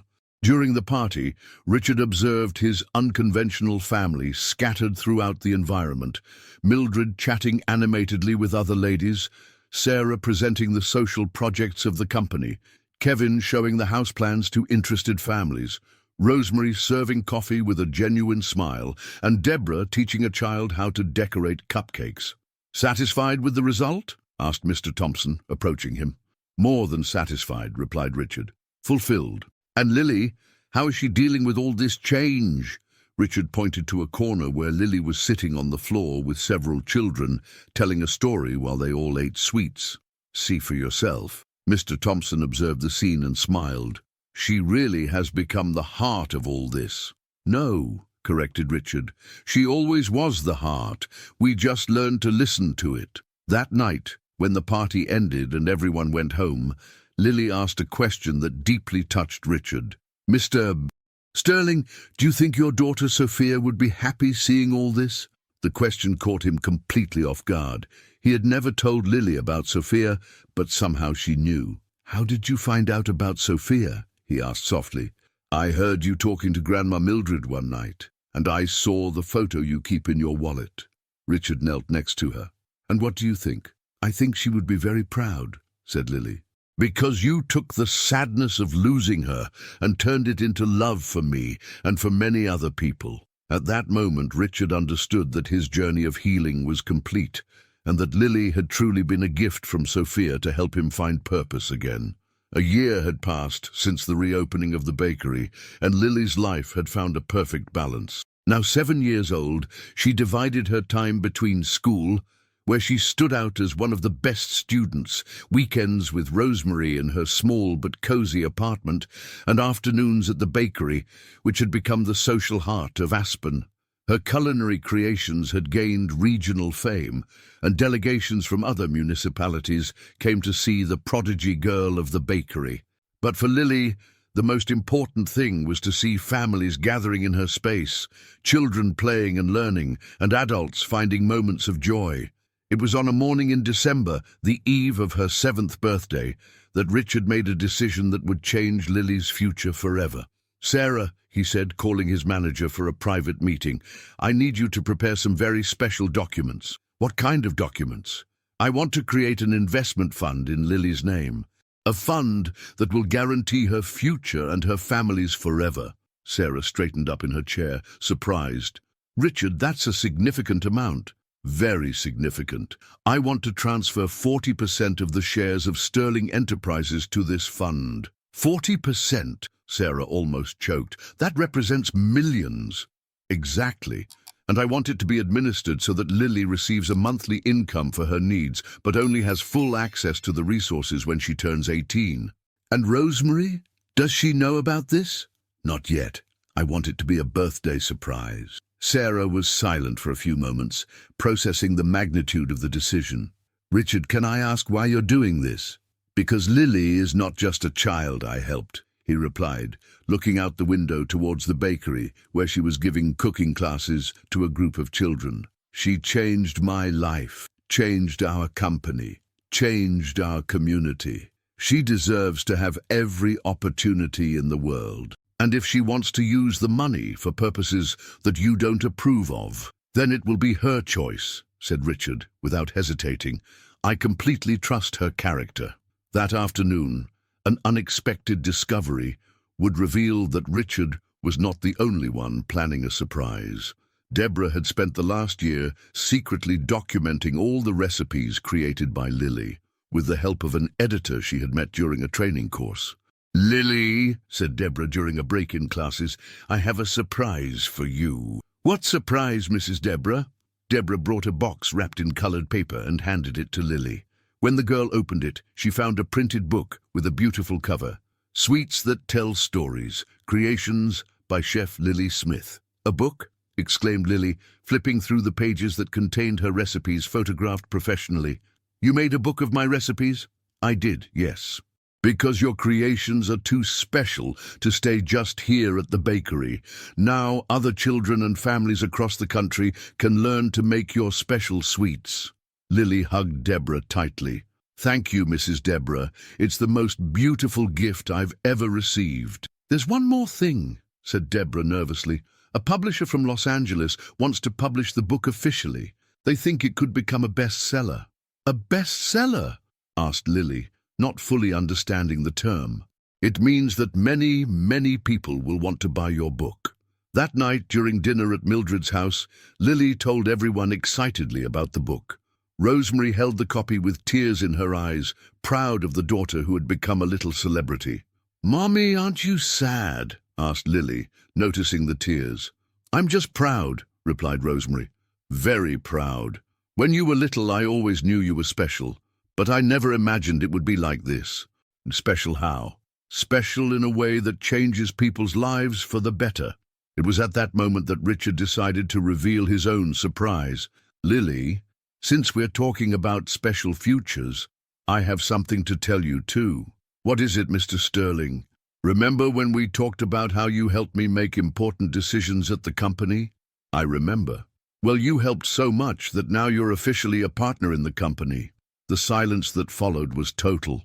Rosemary dropped her fork on the plate, Mildred's eyes widened, and Lily tilted her head to the side, confused. "Partner is like being an owner?" she asked. "Exactly. You are now an owner of a part of Sterling Enterprises." "But I'm a child." "You're a very intelligent child who gave ideas that were worth millions," explained Richard, "and that share in the company means that you will always have financial security." Rosemary stood up from the table, clearly agitated. "Richard, this is too much. I can't accept." "Rosemary, this isn't charity," he said firmly. "It's recognition. Lily really contributed to the success of the company. She deserves to participate in the profits. But she's my daughter. I'm the one who should provide for her future." "And you are providing," interrupted Mildred. "You're raising her with love, values, and character. The money is just an extra guarantee." Lily, who had observed the conversation in silence, asked a question that surprised everyone. "Mr. Sterling, if I own part of the company, can I make decisions about how to use the money?" "When you're older, yes. Then can I use it to help more families have beautiful houses? And to make schools where children learn to cook, and to take care of children who don't have families? Richard smiled, confirming once again that he had made the right decision. You can use it for all that and much more. Then I accept to be a partner, declared Lily solemnly, but only if Mommy agrees. Rosemary looked at her daughter, seeing not just a 7-year-old child, but a person with a clear vision of how she wanted to change the world. All right, she said finally, but with one condition. You promise that you will always remember where you came from, and you will use these opportunities to help those in need. I promise, Mommy. 2 weeks later, another unexpected development changed the dynamics of the family once again. Mr. Thompson arrived at the office with documents that left Richard surprised. Richard, I received an interesting proposal, he said, spreading papers on the table. A national chain of bakeries wants to buy the franchise rights to the sweet surrender concept. Franchise? They want to open bakeries like ours in other cities, using Lily's recipes and the community center concept. And what would our participation be? 20% of all units, plus royalties from the sales of the recipe book. We're talking about a passive income of hundreds of thousands per month. Richard leaned back in his chair, processing the information. That would mean that you would be financially secure for several generations. That afternoon, an extraordinary family meeting took place at the bakery. All the members of the extended family were present. Richard, Mildred, Rosemary, Sarah, Kevin, Deborah, and of course, Lily. Everyone, began Richard, we have an important decision to make together. He explained the franchise proposal, the values involved, and the implications for everyone. Does this mean that our bakery will become a model for other cities? Asked Lily. Exactly. And other children will be able to learn to make special sweets. Yes. And other families will have beautiful places to meet. For sure. Lily looked around the table, observing the faces of the people she loved. Then I think we should accept, but with one condition. What condition? Asked Sarah. That a part of the money be used to create a fund that helps abandoned children find loving families like you found me. Rosemary covered her face with her hands, moved by her daughter's generosity. Deborah wiped away tears discreetly, and Mildred smiled with maternal pride. Lily, said Richard, are you sure you want to donate part of your fortune? I'm sure, she replied without hesitating, because I discovered that the best part of having a lot is being able to share it with those who need it. That night, while observing Lily sleeping peacefully in her bed, surrounded by dolls and cookbooks, Richard reflected on the extraordinary journey they had lived together. The girl he had found being assaulted on the street had become not only a daughter of the heart, but a small businesswoman, a published author, and mainly a person with a heart big enough to embrace the whole world. But he knew that the greatest transformation had not happened with Lily. It had happened with himself, and with all the people who had been lucky enough to meet that extraordinary girl who transformed everything around her into something more beautiful and meaningful. 5 years had passed since that fateful afternoon when Richard saw Lily being assaulted in front of the bakery. Now, at 12 years old, Lily had become a confident and determined young woman, but who maintained the same loving essence that had conquered the heart of everyone around her. The Sweet Surrender Bakery had expanded to 15 cities in 3 states. Lily's cookbook was in its 5th edition and had been translated into 2 languages, and the investment fund created by Richard had grown exponentially. But the most important thing was that the unconventional family that had formed around Lily had become an example of how love can overcome any obstacle. On that morning in December, the eve of Lily's 12th birthday, a special celebration was being prepared. Not just a birthday party, but the inauguration of the most ambitious project that had been born from her ideas, the Sophia Sterling Family Support Center. Lily, said Richard, finding her in the bakery garden where she used to have her best ideas, are you ready to see the final surprise? Final surprise, she asked, looking up from the management book she was studying. She had decided that she wanted to understand completely how the family businesses worked. Remember the land we bought last year, the one you said would be perfect for children to play? I remember. What about it? Come with me and see. The journey to the land was full of anticipation. Mildred, now 72 years old but still vibrant, was in the passenger seat smiling mysteriously. Rosemary had asked for a day off from work at the bakery. She was now the general manager of all the units, to be present at the special moment. When they arrived at the location, Lily was speechless. Where before there was only empty land, now stood a beautiful and welcoming building, a large house with colourful gardens, a playground, a community garden, and a sign at the entrance that said, Sophia Sterling Family Support Centre, where every child finds a family. Is it real? Whispered Lily, getting out of the car slowly. Very real, replied Richard. And it's your project since day one. My project? Remember when you said you wanted to create a place where children could take warm baths, eat delicious food, and sleep in soft beds? A happy place, with beautiful colours and gardens full of flowers? Lily nodded, the tears beginning to form in her eyes. And remember that you said you wanted caring people taking care of them, people who would give hugs and know each one's name. I remember everything. Then welcome to your dream come true. The main door opened, and from there came Sarah, Kevin, Deborah, Mr. Thompson, and several other people who had been part of Lily's journey. But what moved her most was seeing 3 small children running towards her, the first residents of the centre. "Lily, Lily!" they shouted, hugging her legs. "You came to visit us!" You live here?" she asked, kneeling to be at their height. "We do! And there are toys and delicious food and people who caress us," said a boy of about 5 years old. "And we're going to learn to make your special sweets," added a girl with curly hair that reminded a lot of Lily at the same age. During the visit to the centre, Lily discovered that every detail had been thought out based on her ideas over the years. There was a special kitchen where children could learn to cook, a library with colourful books, individual but close rooms to each other so that no one felt alone, and mainly a team of caregivers trained specifically to give love and individualised attention. "How did you guys do all this?" asked Lily to Richard. "With the help of many people that you inspired," he replied. "Mr. Anderson from the Chamber of Commerce donated part of the furniture. Mrs. Davis is going to give tutoring classes.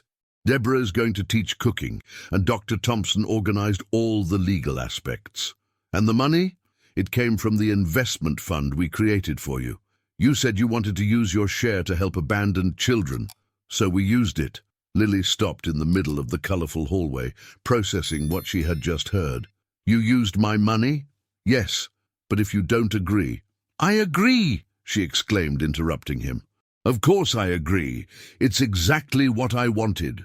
That afternoon, during the official inauguration, something magical happened. The entire town attended to celebrate not only the centre, but the extraordinary journey of a girl who had transformed her pain into purpose.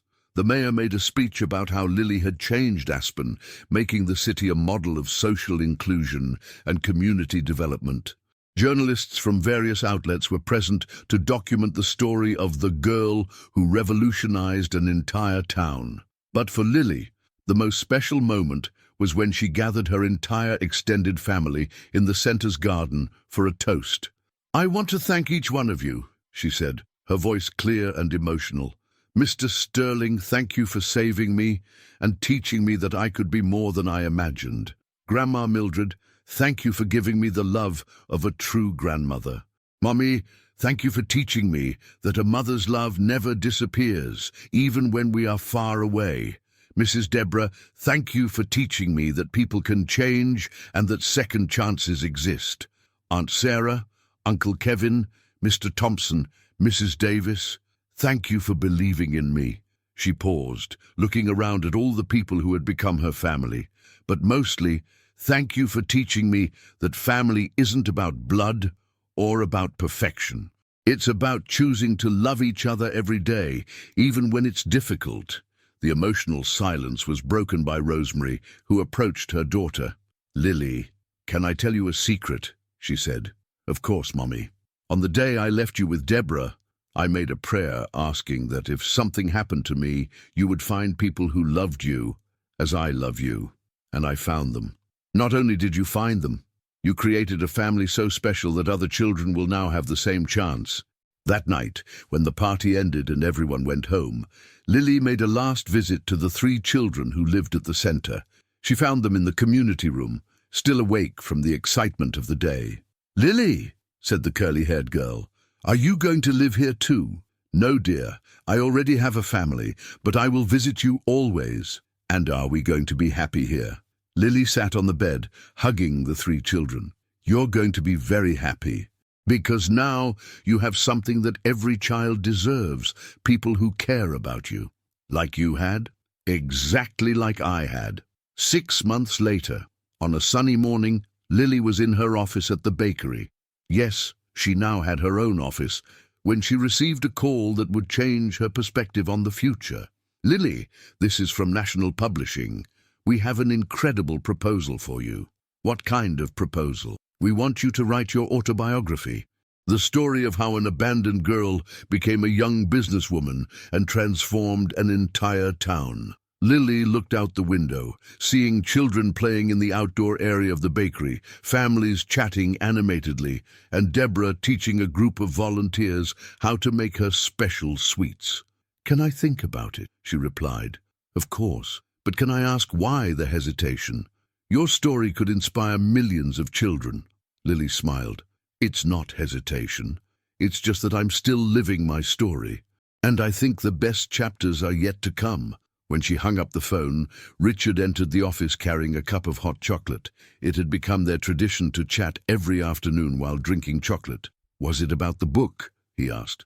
"It was, but I decided it's not the right time." "Why?" "Because I discovered that the most beautiful part of a story isn't how it starts or how it ends.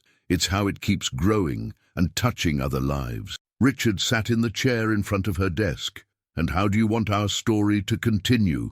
Lily looked at the man who had saved her life and become much more than a father to her. He had become her mentor, partner, and best friend. "I want it to continue exactly as it began," she said, "with love, with family, and with the certainty that we can always make a difference in the lives of those who need it." At that moment, looking through the window of the bakery that had become the center of a transformed community, Lily completely understood the journey she had lived. She had started as an abandoned girl who draws sad birds on the walls, and now she was a young woman who helped other children to fly free. But the most important thing was that she had learned the greatest lesson of all, that true love has the power to heal any wound, build any dream, and transform any life. And that lesson she would carry with her forever, spreading it wherever she went. The story of Lily Smith had become living proof that even the most painful beginnings can blossom into the most beautiful journeys of hope, love, and redemption. And although this chapter was coming to an end, her real story was just beginning.